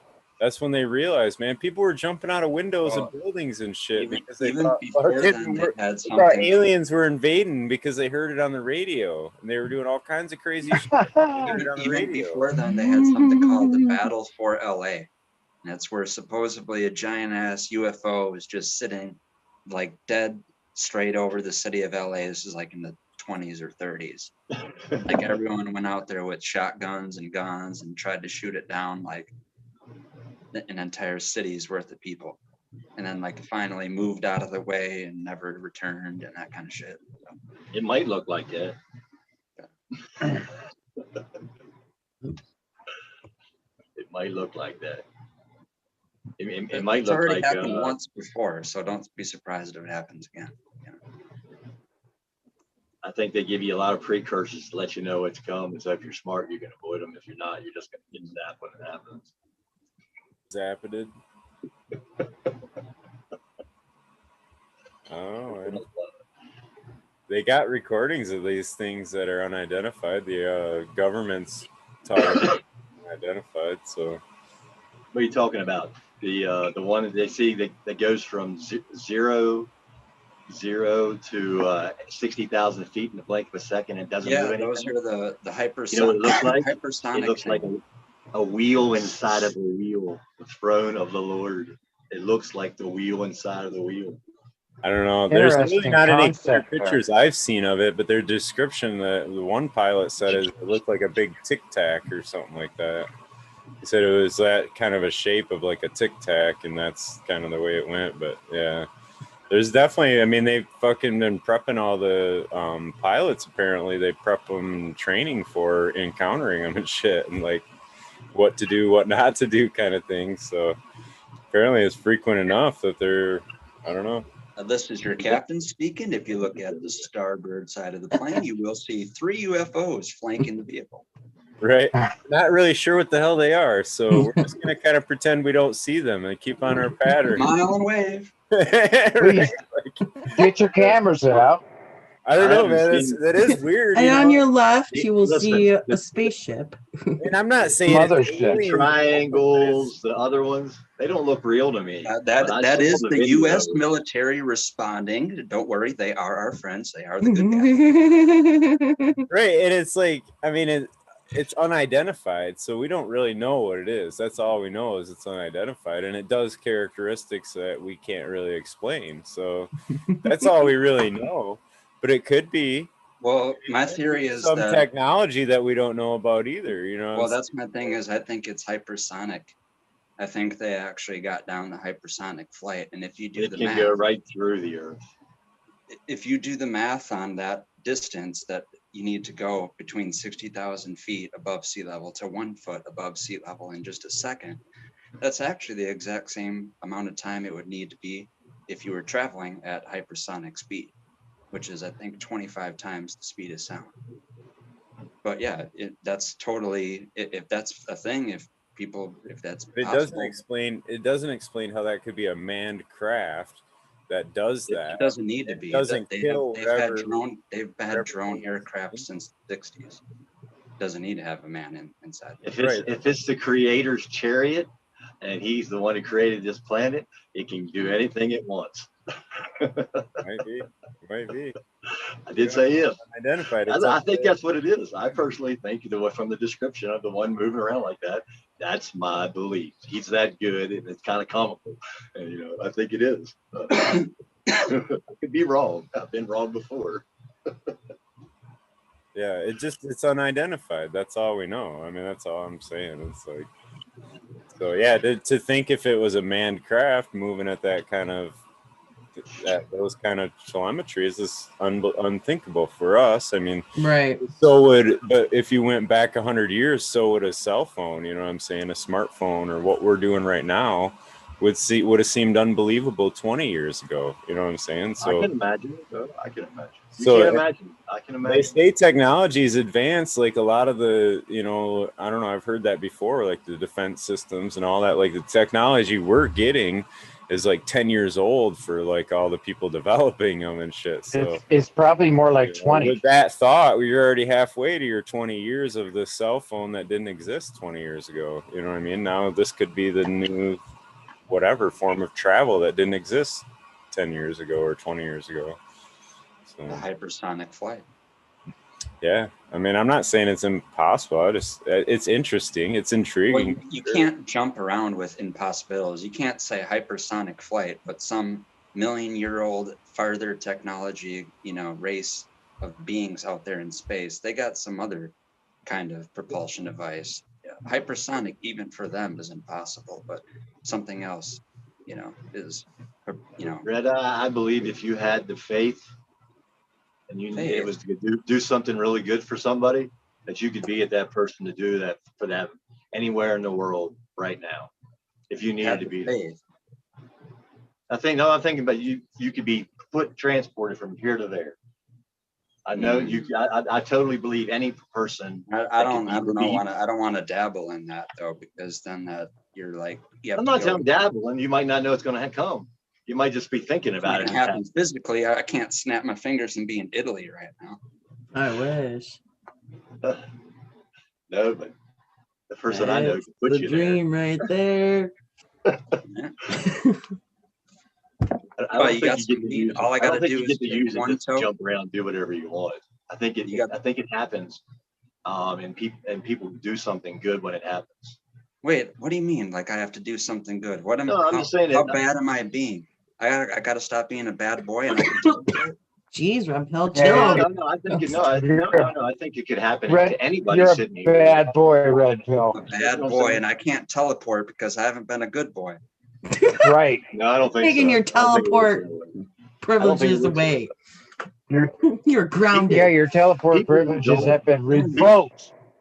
People who have never, Imagine if that was a thing. Yeah, people who have never come to believe have all kinds of miraculous things happen in their life, and they happen for a reason to hoping they come to believe. So it doesn't just happen to people who believe. You see miraculous things all the time, and most people write it off as, I don't know what happened, as a freak of nature, but it's meant to show you something else. So are you speaking in parables? Sometimes. Okay. And then who needs to hear it hears it. Who doesn't hear it doesn't hear it. And I don't speak it. I don't do it on purpose either. So you might say there's deaf ears it falls upon. Okay, yeah, that's okay. Now, if you can give a response, it doesn't fall on deaf ears. No, you're right. That's just deflection. I'm being a smart ass. You saw through it. That's okay. I still love you. Okay.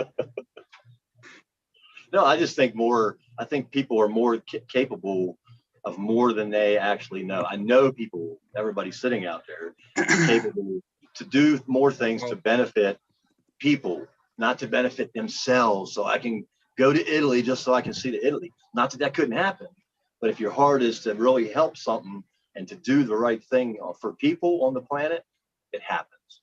Do you know who Damien Walters? It happens in big. Have you ever miraculous happens? Damien Walters? No, I don't know that. He's like a gymnast, like freak of nature kind of guy. He can flip through the air. He flies like a squirrel and that kind of shit. But his whole thing, because people are always like, how can you do that, man? It's so amazing. People are like, they ask him that all the time. And his same response is, whatever you think you're mentally capable, your body is 10 times physically capable of doing that. So he'll literally like jump off a 3rd-story building and hit the ground rolling. And people are like, that's crazy. And he's like, well, I just know that my physical body is capable of doing that. And he does like triple backflip, cartwheels, and all this kind of shit. He literally like wears like a jumpsuit, and he gets undressed and redressed by doing like back handsprings all at the same time. Like it's literally stuff that you would think defies laws of physics. Yeah. And same thing. He's like, we don't give ourselves as much credit as we really have. Like we think we limit ourselves or what we think we're physically capable of doing. And then he proves that all wrong. He can literally fly around like a goddamn. I had an instance one time in middle school, right? And we had this gymnasium, not the gymnasium, but the auditorium. And it had that real shallow carpet. But I used to always run through, and you could run through and skate your feet across, and they wouldn't slap, and you could just get good speed. But one day, it's just like I flew across this thing. And I could never recreate it. It would never happen the way it happened that day. I mean, it was just like I floated on the floor the whole way around this curved, brand new carpet for what, 200, 150 feet or whatever. But I know now it was something supernatural. It happened then, but I didn't realize later that I read somewhere and actually somebody had it happen to them in scripture, that something like that happened. And then I said, that makes total sense. But I never could recreate the feeling of the run or the speed that was gained from one side of the room. So when I got the other side of the room as probably a 12-year-old or 11-and-a-half-year-old, I went, that was something weird about that, So. Yeah, maybe this guy's got angel wings. We don't know. I said it the last time or 2 times ago. I was on a plane into the wind from Baltimore to Los Angeles, and the pilot comes on and goes, everybody take your seats. The plane's going to be landing an hour and 15 minutes early. Into the wind.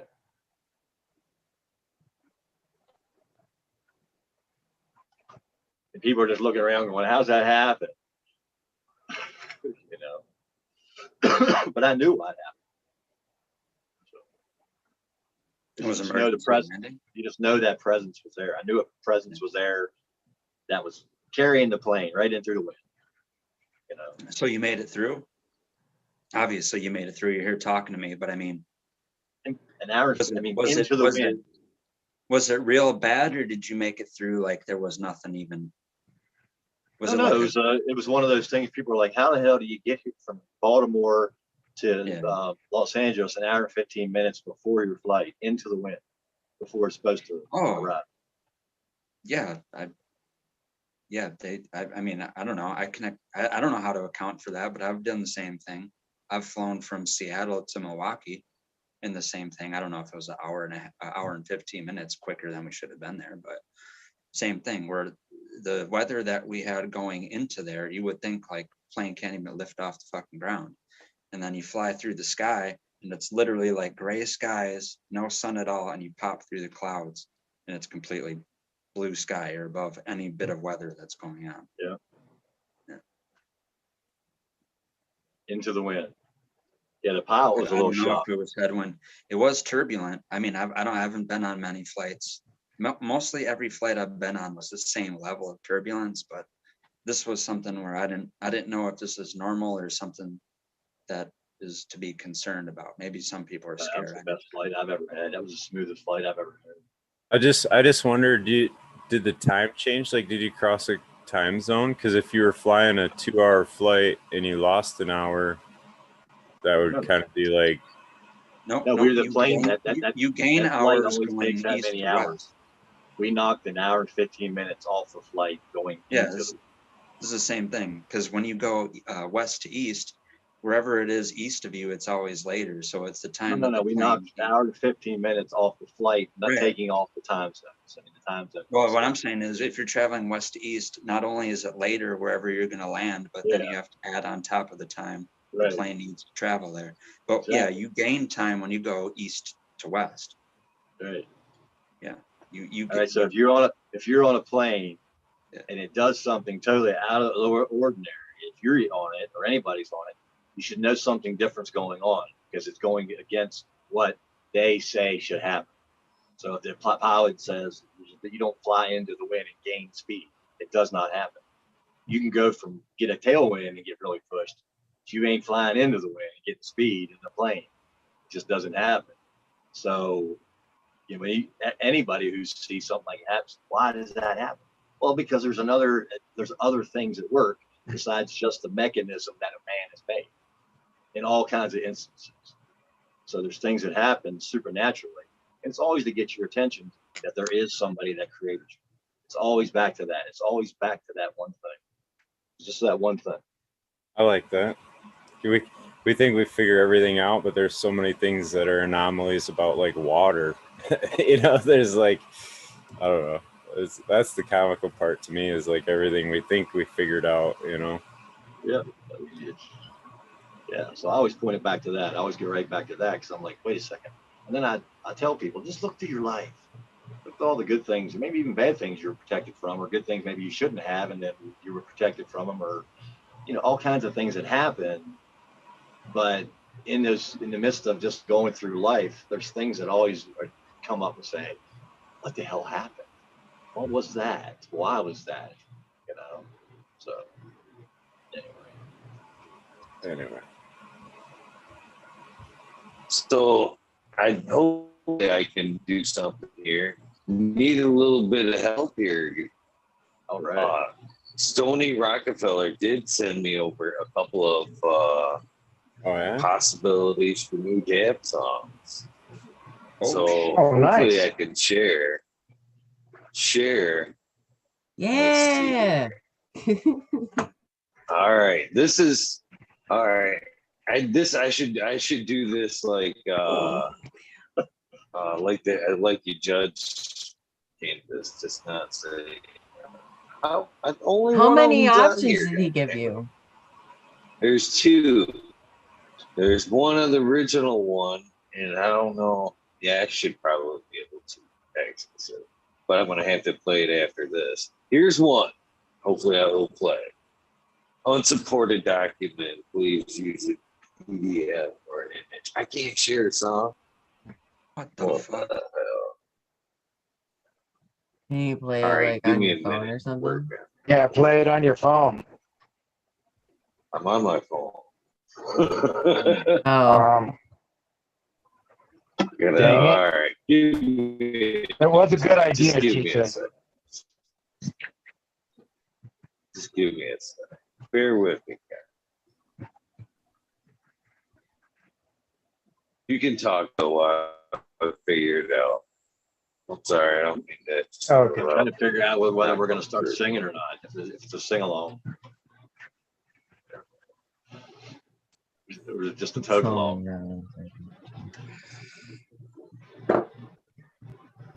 Toke along, hit your bone, charge your speed, hit your vape, charge your vape.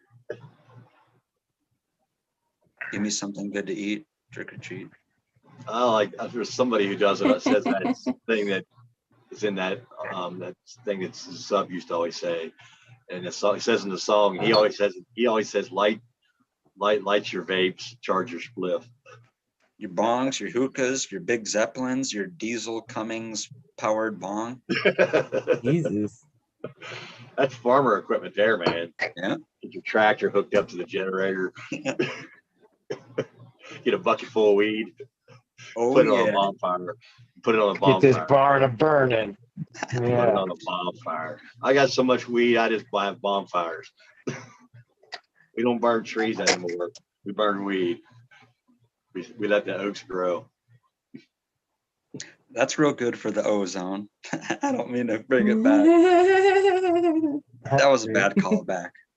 How dare I? I've been under the hole with the ozone layer south to myself. I regret it. You go to Chile, you'll get fried. Oh, Everybody in Chile walks around with cataracts in their eye. You got to wear glasses. You got to wear glasses like you need for a grower. Polarized. You got to get them polarized. Yeah, they cover everything. They cover every tops and everything. All the dogs have cataracts. I was born with cataracts. That's pretty cool. Yeah.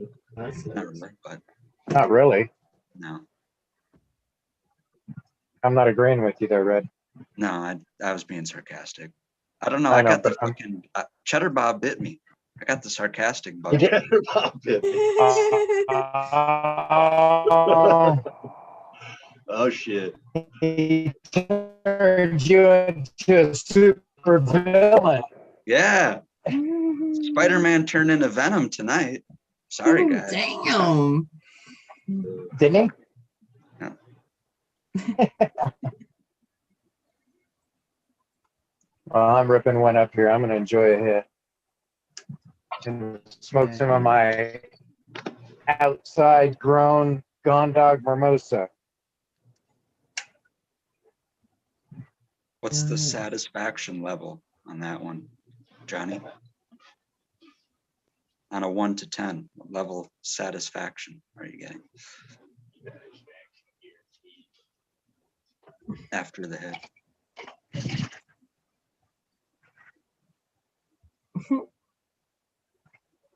Take a guess.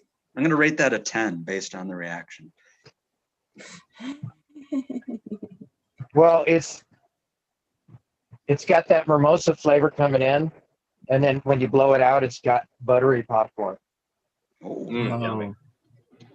Oh So man, it's very enjoyable. I'm really shocked at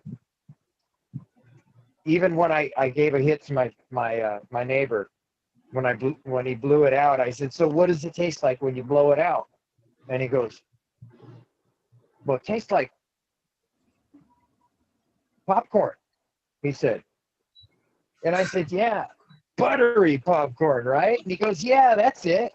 He said there was something else in it. Yeah, it's got that greasy, buttery popcorn kind of a. The buttery popcorn flavor. doesn't get me. I don't know, man. Have you ever had the Jelly Bellies? The buttery popcorn Jelly Bellies? I never did like those. That's like the nastiest Jelly Belly there is, dude. Nobody I've likes had that, but that's not the way I've had butter popcorn terps before. It's more like, I don't know whose popcorn it is. You know, that like cheddar popcorn, that cheesy popcorn. That's what that kind of reminds me of. Not so much buttery, but almost like that cheddary, cheesy popcorn. Yeah, this is definitely buttery. Like the fake cheese, like when you spread the Kraft fake cheese on there. Yeah, that's a cheese. You do that with the microwave? People do that with the Kraft, the macaroni and cheese, the cheese packet, and spread that on the popcorn. No way. I haven't had it That'd that be way. messy. Yeah. I hope that butter comes They out. sell it. They sell it as a separate thing. You can buy it in like a shaker, a separate shaker, the cheese powder to put on popcorn. yeah. I don't like it. I'm just saying that's a thing.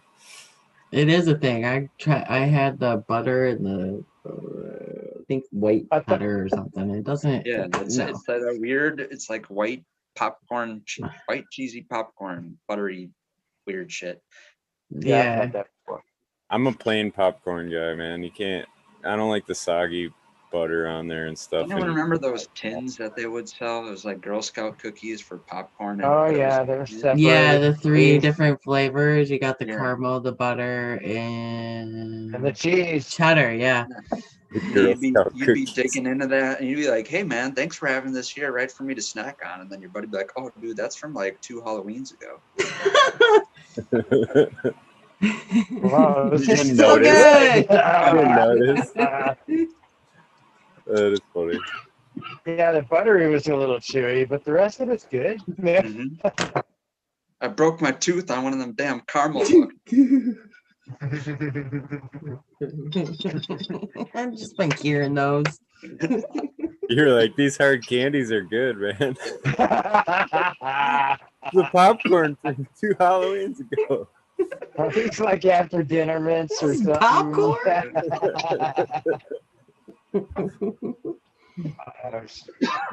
That's too funny. Too funny. Okay, only because I love you guys. Only because I love you guys did I fucking go through that shit. I had to do my devices. You gotta figure it out. Headsets. You the man. Hook up some audio. All right, you guys ready? This is one possibility. Tell me if you can hear this or not, because this is everybody mute so we can all hear. Are you ready? This is possibility 1.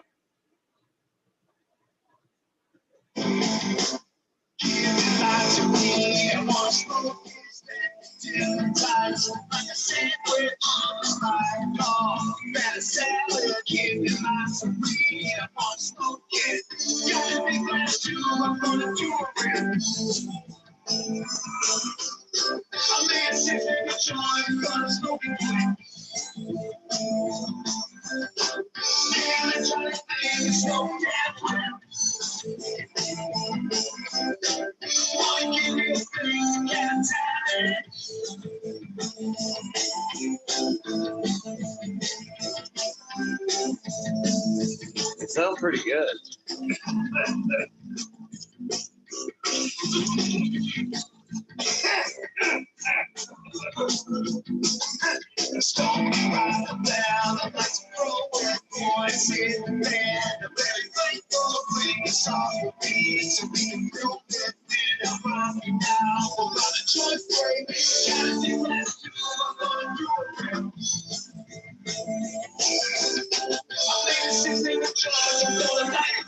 All right, that's about halfway through the first song.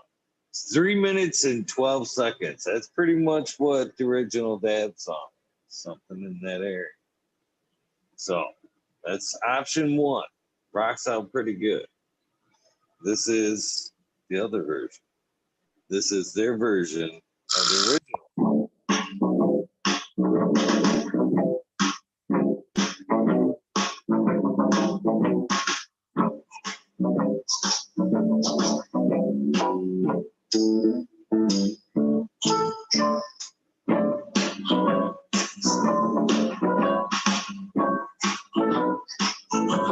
I dig this one better. Yeah, I feel like this is more like that dab feel or the, you know. How long is this one, Eagle? 4 minutes and 26 seconds. Nice. Possibilities.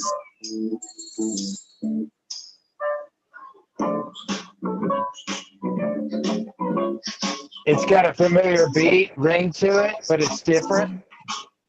I like it. Do they do the trumpet part? Chat's even liking it. I think I'm impressed by both. Yeah, chat. What do you guys feel? 1 or 2? I feel number 2 coming on. I don't know. I feel like all I'm gonna see is 2. To me, I like number 1. It's really original. I like. Yeah, that 1 is original. That's true. And I don't know, man. I'm pretty torn between the two of them. 2 is to me, it's classic, which is the 2, and 1 is the cooler one because it's original. But yeah. Yeah.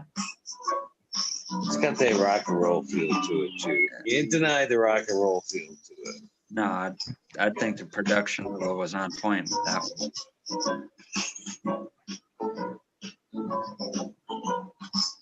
So them are the choices right there of current offerings of the Dead song by Stoney Rockefeller and his band there. Stoney, hopefully you're in chat. You can tell us who all is involved with that. But thank you for spending some time putting that together. I greatly appreciate the show. Very, very cool. Looks like we have a high fiber chat room. They're all waiting to go number 2. I guess I was the only one that had enough fiber for today. I'm all pooped out. Oh man. I had a hard time hearing the lyrics. On the first one? Yeah. It was kind of muffled. So you did a good job getting it on there. You know. Putting it together is a good job, man. Shit. I know. Yeah, I don't. There's cool. no way I could have never gotten. If I ever get a good internet connection, I'll be able to share it properly. You know what I mean? Right. Like that might have been it too. Number 1 might have not been coming through the way it sounds. That's what I was thinking. I was thinking it wasn't presented properly. You know what I'm saying? We didn't really get the real hear of it like you did over there. I wonder if there's a way like I could share it because unfortunately, I'm not saying well, I love YouTube. Maybe there's but a way it's taken over my music player. I don't have the ability to because they take over everything I play. So that song that when I play it, it comes up through YouTube Music plays it. So hopefully, maybe I can share it like anything else I share on YouTube. Shouldn't I be able to? I would think so. There should be a share option somewhere. Well, if it's an original song, how could they have any complaint? Right. Well, because maybe somebody else he hasn't copyrighted his own song. It'll happen. It's just the platform to send it on. You can send it in a text, right? To like Smiley. I don't know if you got his number. Maybe Smiley could play it through his. I don't know. Yeah, they sent it to me in an email, so I'm sure I could pass it along like that. I'm sure you can find a better IT person than me. Just saying. I feel like you would be really good. Yeah, you would think. Not so Hey, much. Smiley, when's your Like, brother no, coming? not at all.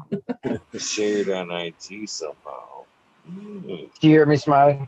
No, what's that? When's your brother, the chaplain, coming to visit? Yeah, He could figure this out, right? I don't know. Maybe. I don't know that computers are his thing either. I'm not sure. Let's see, Ned Denver. He could probably figure that out. Yeah. He's been on top of that. There's quite a few guys. I mean, I don't know. Luckily, I got friends that know how to do that stuff. So. I got friends in low places. Well, I mean, there's a lot to that. That was that Henry Ford was kind of known for that. Like, you know, he was wasn't he like not even a high school graduate or something? And there was an interview they were doing with him, and the guy was trying to make fun of him for not knowing some basic like high school history stuff. And his answer was pretty much like, if there was a time that I needed to know that information to have it stored in my brain, I can get a hold of like 10 people to give me that answer.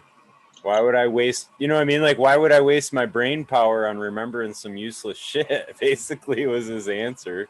Like when I got more important things to remember. So I don't know. It was kind of funny. I forgot where I was going. Completely makes sense. It's true though. Yeah. So there is some truth to ignorance is bliss a little bit there. Statement made. Well, no, there's truth to having a good network of friends that know things. You don't have to know everything yourself. That's what I was getting at, you know. Right on. I still don't watch the news, Smiley. I don't think it's ignorant is bliss. Yeah. But it's just what you choose to enter and waste your mind power on, your mental space on. That's what I'd basically get at with the news there. If they were actually kicking out like some good, positive, or informational stuff on the news, I'd be all over that shit. But anymore, you turn it on, the drab, blah, blah, blah. You know, I don't even want that in my mental space. Right. That's why I would turn on the news. Let the next chicken little listen to it and think the sky is falling down. Run around covered up. The sky is falling. The sky is falling. I wish my humidity was. Right. Got cold in the desert again.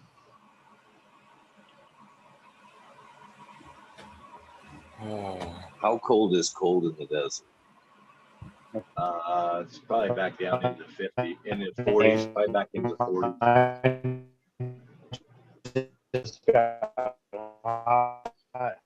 Probably 40s tonight. But that means the humidity's higher than than I wanted it. I was just getting to the point where I was like, oh, I left enough foliage on it where I'm going to have the perfect humidity as long as the temperature stays up. And I'm like, oh, it finally got there. Now it's taking a dip again. Damn it. Never going to be perfect, but I'd rather have the humidity a little bit low than high. So it just means you either got to turn some heat on, or I forgot I didn't have the humidity. I turned the dehumidifier off. I didn't turn it off. I turned it up to like 45 or 50%. And you just turn it on, run continuously. at nighttime. So it actually and heated because the lights won't even keep it warm enough. The lights wouldn't keep the place because I only got like 900 watts in there. That 7.5 by 6.5 room, like 980 watts, 990 watts, something like that. And the run, you got to run that everything run a little bit to maintain it. Air conditioning needs to come on a little bit. The humidifier needs to come on a little bit. I just don't want to turn the heater back on. That's the one thing it'll solve it. It's like shit. What do you do? Man, I'm running my swamp cooler all the time now. All through the night. At a certain point, I'll just turn the water off so it's just blowing the air through and circulating there. Because I got enough, the heat that my room's putting out here is putting out enough to heat up the house. Mm-hmm. As it is I suggest right anybody now, who runs an air conditioner runs your fan as all well the time as anyway. So. It's probably still in the 70s outside. Especially if you live in a humid environment. Yeah, I always. You live somewhere where it's humid. Yeah, I have 100 fans around my When house. your air conditioner cuts off, your fan should still be running. It should be set to not auto. It should be set to fan. You want it to dry that out and let moisture out instead of letting it build in between shutoffs, up and down, because that air gets stale fast. You keep it going so you have less allergy problems in your house. You won't give it a chance to get mold and mildew inside your ductwork. So doesn't give it a chance to get condensation. Then dust sticks to it, and then a cake builds, and you got to have somebody clean it out. It costs a little more money to run it, but it's just a fan. It's not the system. You just want the fan running. Just a little tip: keep your house a little fresher. Cheers, is 420. Cheers. Wow. Cheers. Oh man. 420, 120, yeah. Cheers. Cheers. Dang it, I wasn't ready. Shoot. Tortoise in the hare. I'll just go slow on this one.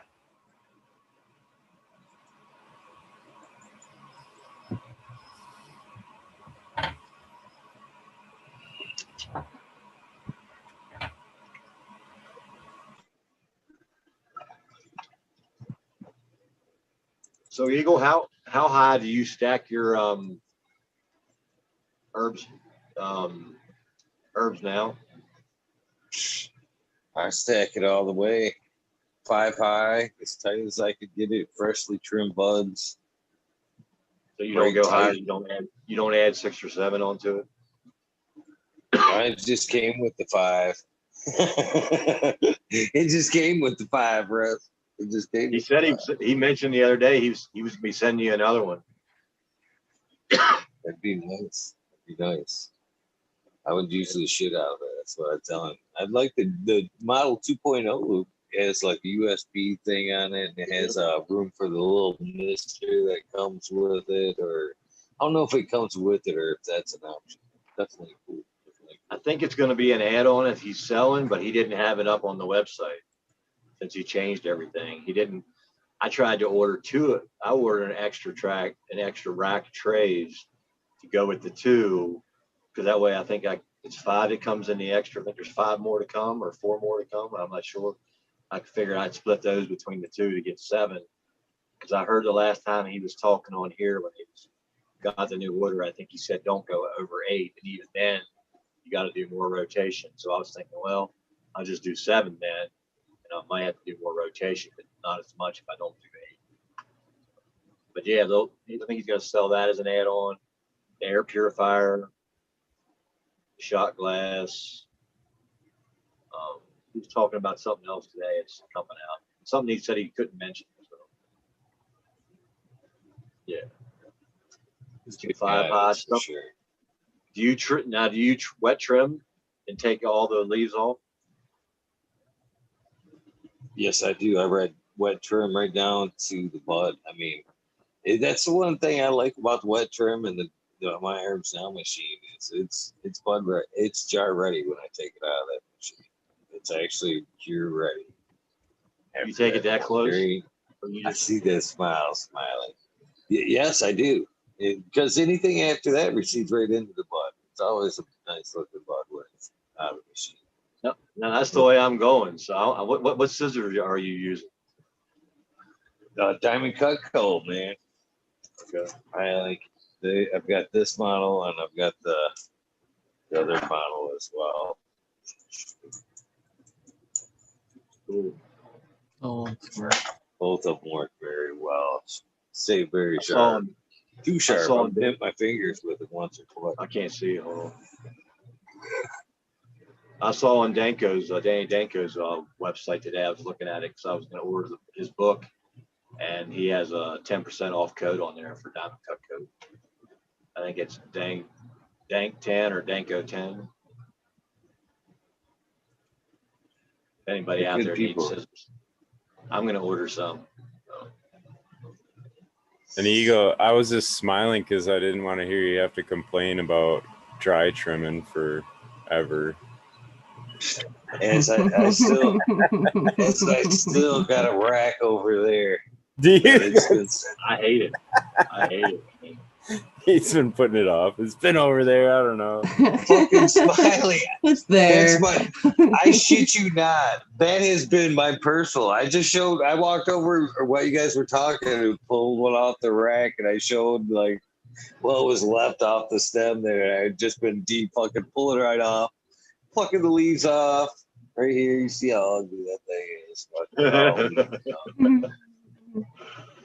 Fucking all the shit that came out of my herbs now machine gone to patience. The shit, the overflow that I had to fucking dry trim. That's my shit right there. It's like, okay, I want my doink. All right, flip, flop. That's what I got it hanging right here, man. I got buds everywhere. I don't even save that shit. It goes right into the ashtray. I'm not even fucking saving that trim. He's like, oh, hell no. I throw it in a pot. I got a pot here on the stove, and then I'll throw some coconut oil in the pot. That's like a grudge move, Ego. Like not even saving the trim. That's total grudge move right there. Why? What's wrong with the trim now that it's dry? It's not. Well, it's an easy answer, Smiley. I'm not sitting down doing it all at once, so it's little fucking joint work piles. You know what I mean? You'll take your empty dab jars and put them in a fucking jar with alcohol to try to get whatever is left in there after you've already scraped it. Hey, come on, take that dry. Oh, get one of these. Not good enough. That's actually like carrying around a jar or having a jar ready. I'm with you. Though. I'm the same way. If there's just a little bit, it's like bringing the hammer. If that was me, I'd be going to BHO town right about now. That's what I'd be doing with that. Yeah, it's different. Like, I gotta I'm gonna blow myself up. There goes red pill. Makes good tea. If I were gonna sit down and dry and do it all at once, it'd be a different thing. I would most definitely keep it. But just because it's a joint here, joint there, it's more of a mess, and the mess is easier right to the fucking ashtray. Shook. There it is, done. It's good compost. It makes good tea. Throw it in a mason jar there on your table, and as soon as that mason jar gets halfway full, throw it into some water and throw some coconut oil, let it boil for half an hour, and yeah, you're right. There's literally nothing to throw away. But you can also throw it in the ashtray. Because I might do that. I'd probably just be like, okay, especially if I'm just grabbing as I go. I actually have the argument. I'll sit here, I'll be cleaning stems and everything because I throw everything to make into something later. And I'm rolling it up like, there's the ashtray. I'm like, do I get the jar out and throw the stem in? Because I already put it away, I throw it in the ashtray. So I'm doing that argument back and forth, and I just love drinking. There's the ashtray.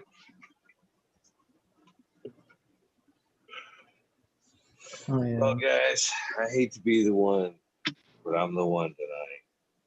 Pull the plug. I got to do the shout outs, man. I fucking missed them last night. Done shunned the responsibility. Pulled the back door last night. Fuck this. I'm tired. Fuck it. But I gotta do them tonight. I gotta do the shout outs. So you guys have kindly say your goodbyes and my thank yous to you all. First and foremost. Let me be the first one tonight. Thank you very much, Eagle. I had fun tonight. I had fun last night. It's another awesome night in the wormhole. I'm glad you're able to fire these up with a little bit of internet that you got. Yeah. Thankful for that. Cheers, Chicha. Cheers, Rez. Cheers, Johnny. Smiley. Jack. Cheers. Did I miss anyone? Right. Come on, there. Come on. See you guys later. Peace out, chat. Peace out. Is this whole thing going in reverse tonight? It's usually I think fucking so. me. It is. Okay. Well, much love, guys. Peace out. Have a good night, morning. Everybody have a great Saturday. Peace and love always. Eagle, thanks a lot, man. Appreciate you. Always, man. It's awesome to be able to come out here and hang out with all the groomies and everything. It's just awesome. Rez, right on, man. Appreciate you. I'll talk to you later, man. Everybody, see you later. I'm out of here. Peace and love, everyone. I want you to know, if you're out there, even if I don't know your name, I pray for you. I hope you have a blessed day. You have a safe day. Love your neighbor as yourself. Thank you, Eagle. Appreciate you. Everybody out there, love you. Love you, brother. Have a good day. Yes, sir. All right, guys. I'm going to try my best to get some shout outs done tonight. Keep some music flowing. I'm going to start out. It's going to be a little pause because I do want to try to get Stoney's song out there. So we'll try it. Since you guys may not have heard the first version, very good. We'll play it one more time because I appreciate the effort.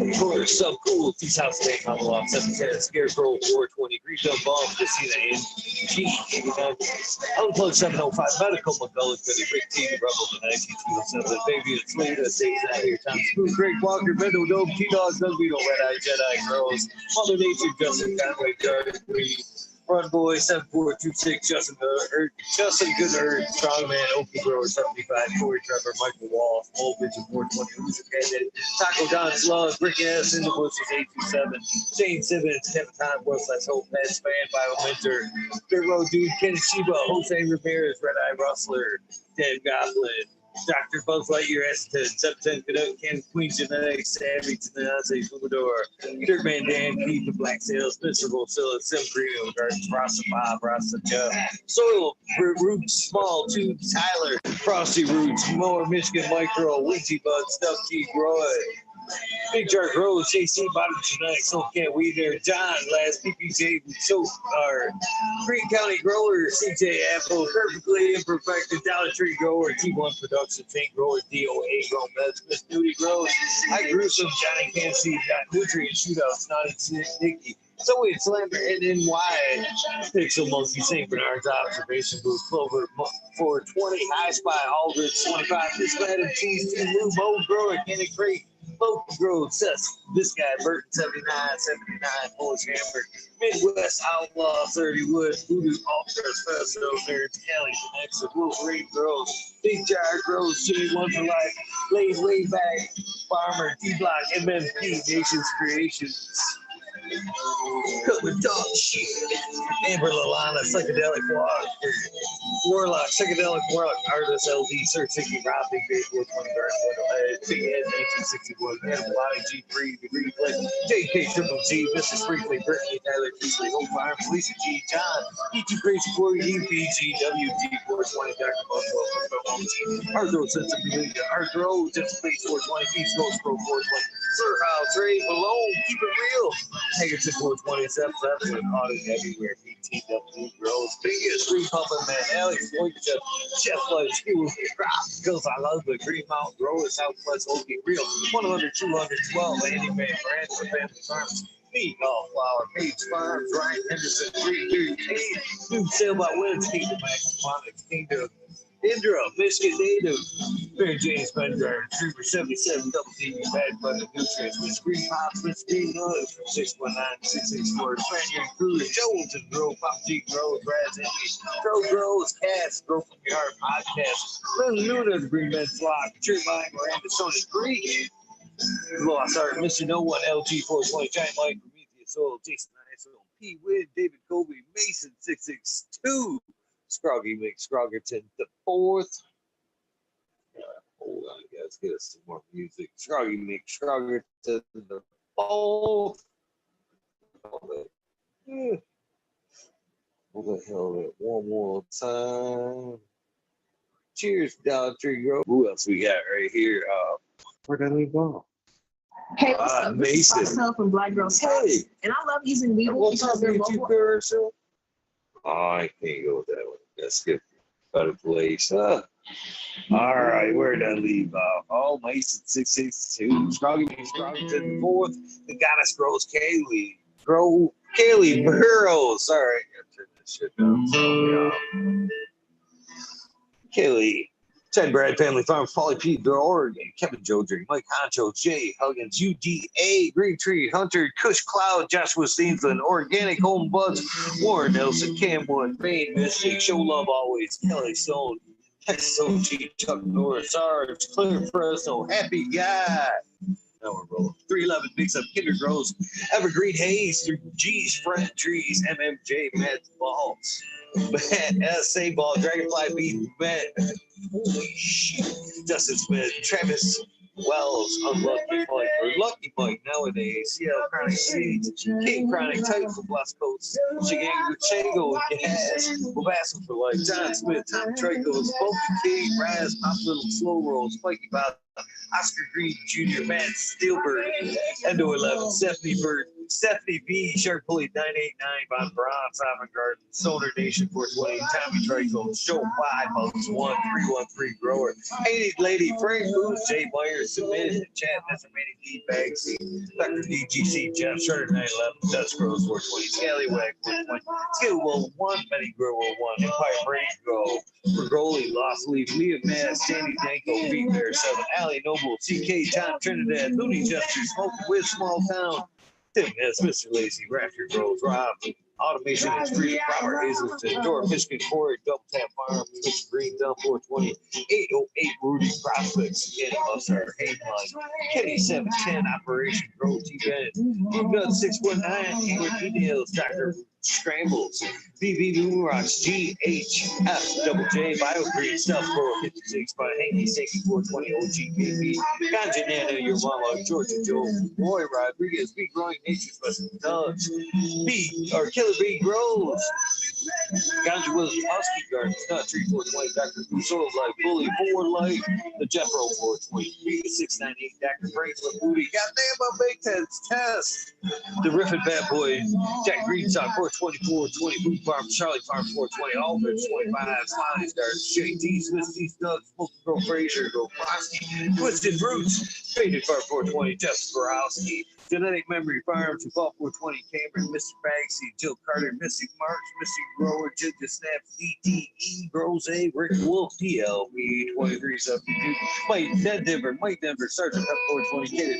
Mike Cat 420, Light Up, Tim, UKSIF 420, Buddha Boy, Devin Shipwreck, Medical, MJ, Buzzville, USA, Resurrection Prophet, Chris Martinez, Stinkman 420, Pinkman, Dead, Red Center Farms, Good Life, Joni Bell, Cheech P, Most Hated Grower, the Major Joe 420, Army, and American one, W Digger 714, Shrottes, Kitty Ocean, Mountain Skies, ready to get that high five, Chris Mertz, Ian, Save Robbie, Sergeant, Kevin, Figure Lakes, Finest, Rich Patch, Doja Boots, other BT, Roa, Shoes Medical, Jerry Bear, +1, Mushroom, Secret City, 5 years, My Little 10, 2042, Spacewalker, Christian, Tree Lump, T. Barrington, Heart and Soul, Homegrown, Mike D, T. Wayne, East Coast Will, Heidi Gage, Electric Gardens, John Smith, The Lipness, My Natural Farm, Pacific Northwest, Seeds, Ross, Power, Ball, Lemon, Hoko, Trench, Brilliant, Juicy Life, 420, Richard, 420, Grant Manual, that is. Oh, man, I didn't even know I had this right here. Mary Bond, San Francisco, 81, 90, School, Special Move. Fishing Grader, Hulu, Timers, Canna, Mason J. Dan the Indoor Man, Rome's Holy Symphony, Bro, Switch Smoke, Keystone, Flag, Big High, 710, Eugene, HC, also, Fred, Carlos, North Arizona, Beard, World War I, Goes off, Jesse White, Gosh, David, Introvert, Silver J. Fiction, Robin, Killer, H. Mahone, James Butterfield, Feed Up, Northdale, Thompson, Seabank, Cathead, Smoky 616, Church Man, Matt Byron, Morte, Rick Amy, Stephanie, Dora, Antenna, Seedback, Carries, hey, Mike Rubles, the Drew Bear 420, Maxi 751, Lawrence Gonzalez, Slow to Get Up, Student Moon, Pop Coach 719, Banquet Shake, baby, old Mo BWC, Don't Roam Bugs.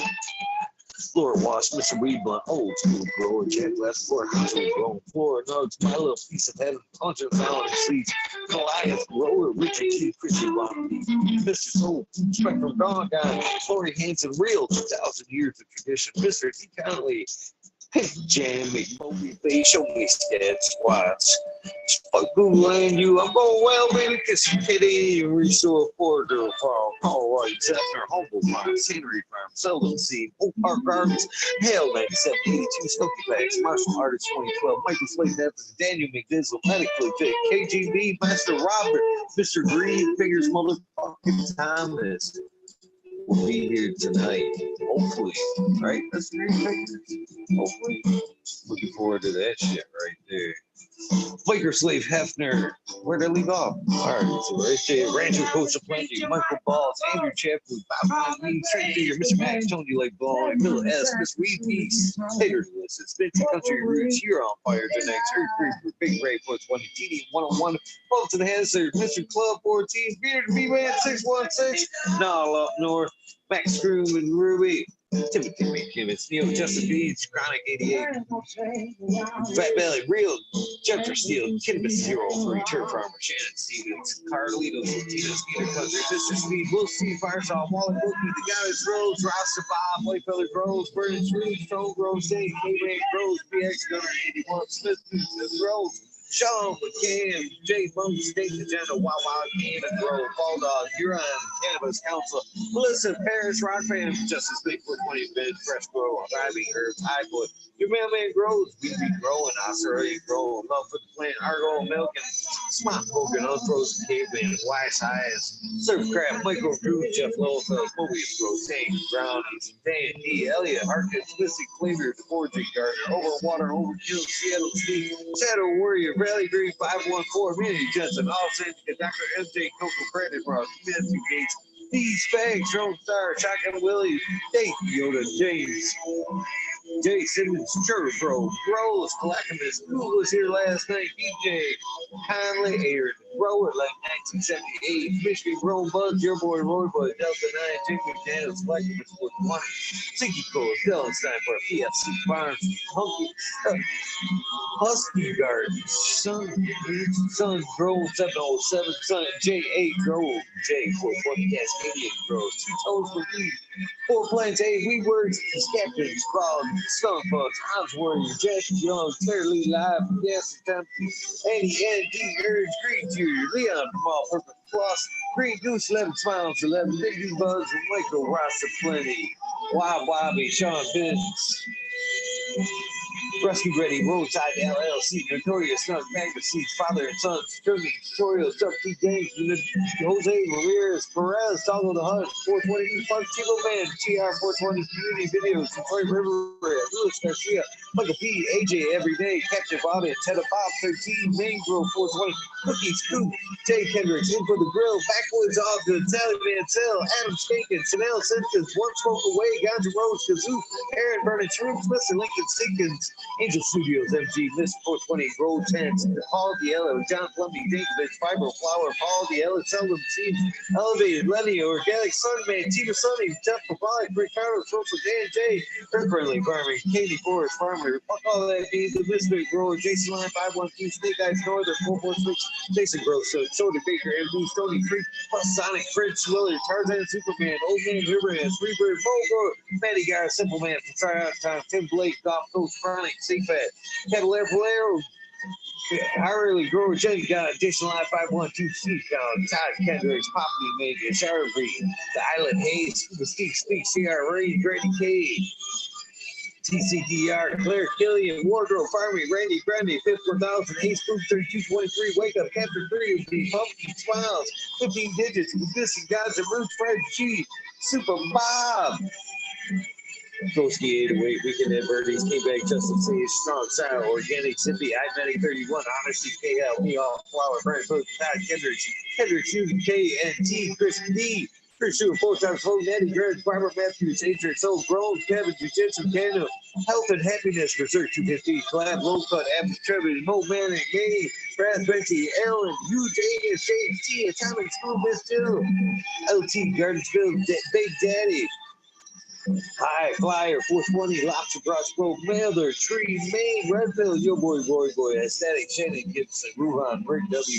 Comfortably Enough, One Smoke Away, the 840 Show, Richard Lamb, Canvas Pursuit, King Rolling, Rodney, Buzz, Hogan Man 81, Oil and Flower Podcast, Outright Flex, Warren Dixon, Pink Lady Lovetail, Mono 420, surrounded by Keith Prairie Farm, Spruce Dweller, Single Father, Champions Without Get, Richard Borg, Samuel Finetta, Before People, Nicotine, John Reese, What About Bob, Prince Patty, Danny Bergman, Green Puffin Man, B. W. James Chung, Sarge Rose, John Wade, Carolina Roots, Sister Golden Hair, Deanna, L. Tank, Bruno, K&F Gardens, Blake 1030, choose one, Only P. Farmer, James, Crypto Dope, James Lamb, HIP Grower, Matt Javine, Dan Marino, Chronic Wonder, Sunrise Grows, Top Floor Genetics, Mo Vision 420, Can2 Cannabis, 420 Fisher. Yeah, Mark. It's a beautiful thing. I like the word. My dog Nelia, Rooster Grows, Alec Hardy, I Like Geared, Betty Gropper, Daniel Grows Photos, Knit Grown Med, Sunrise Grows, of course, my baby girls, Lexi Brittany Coo, No Limit 916, Grumpy Toad, Alchemist, Canna Minx, Soul Going, Addiction, Ross, Joe, XD, Dirty Or Catfish, High Powered, Thunder Dam, Propagation Station, John McDaniels, Listen Marie, Sarge Grows 818, Blaze Daily, Pride Piper, Perpetual, Eagle Pride Warrior, Sales, Smiles for You, Frankie's out of the name, Judges, Tito, Kelly, Maxwell, Sarge, our Captain 420, I almost demoted you, Captain, C-Pat, What About Bob, Ill Juster 420, Pop True, John Gorski, John, Doe, Dugan, Dungeon, Gangsta, THC4, THC4, PTA, third time. THC4 PTSD. Woo. T. Barrington, Honcho, Grown, Swamp Camp, Palero, Capapica, Best of Because, Jane Doe, Mr. Manny D, Anna Ferrari, 420 AB, Normal, Frank Guerrero, Bearfeed, J. Brent, TK, Brown Guy, 420, Packadur, Burning Tree, Maine, EA, Grave Sons, Grow for 207, Hydro Daily, Hemp with GG, Jamie Reed, Supreme Great, Stony Rockefeller, thank you for your awesome donations to the show, my friend. Cannabis Caveman, Brew Synthetics, or Brew City. I'm just going to drop it at YC Sustainable, One Night Roots, Dead Cynic, Knuckles, Michael P, Holly Be Quick, Be Nimble, Bud Kilowatts, Michael D, Bobo 8, Disbanded Brothers, Marcelio, Matt Joseph, Grace Medicine RX, Keith and Chief, Hydro Daily, Concerned American Cannabis 411, Freedom of speech, Dr. Joints, where these trees, Ganjo Satuko, 710 is oil upside down. Jess Stevenson, Victoria, you know who you are. What about Bob Sacred Gardner, Gus Gross, Slick Brick 8, Dog Pounds, David Seattle, Amon Watts. Just not that good. And Brand, Emmett, Grown, Uncle Elmer, Off-Grid Terps, Christopher 54, of course, Last Predator, Matthew SoCal, Sue, Illinois, Man Beaters, James Proof, of course, Dink, Duchess, or Dark Horse Genetics, Stoner Dude, Joe from North Star. Who else we got here? Carolina, can't forget them. Mr. Nut Cry, PTA, Be Real, B13 Leo. Sorry about that, B13 Leo. Beyond Brew Beyond Perfection, XX Elite, GPXX. Of course, last but not least, Sweetest 207. It's a bummer I did not get to see any in chat tonight with us playing music, but you guys hopefully know I appreciate you guys. You guys know the deal. If this is the end of your journey, please get some rest. This is the beginning of your journey. Please remember to do something nice. Make it a prosperous day, of course. Be sure to take time, do a little self-love. You can't give love unless, of course, you love yourself. Unless you love yourself, you have none to give to others. Remember that. Take care of yourself first and foremost. As Jack kind of alluded to earlier, love you, Jack. It's very important. I'm glad you brought it up, my friend. Other than that, please try to do something nice for somebody. Random acts of kindness do save lives. Have a great day. Have a great Saturday. I'll see you tonight. Mr. Robert, Mr. Green Fingers, motherfucking Thomas. Have a great day. I'm out of here, guys. Love you. How do I get out of here? How do I get out of here on the Zoom?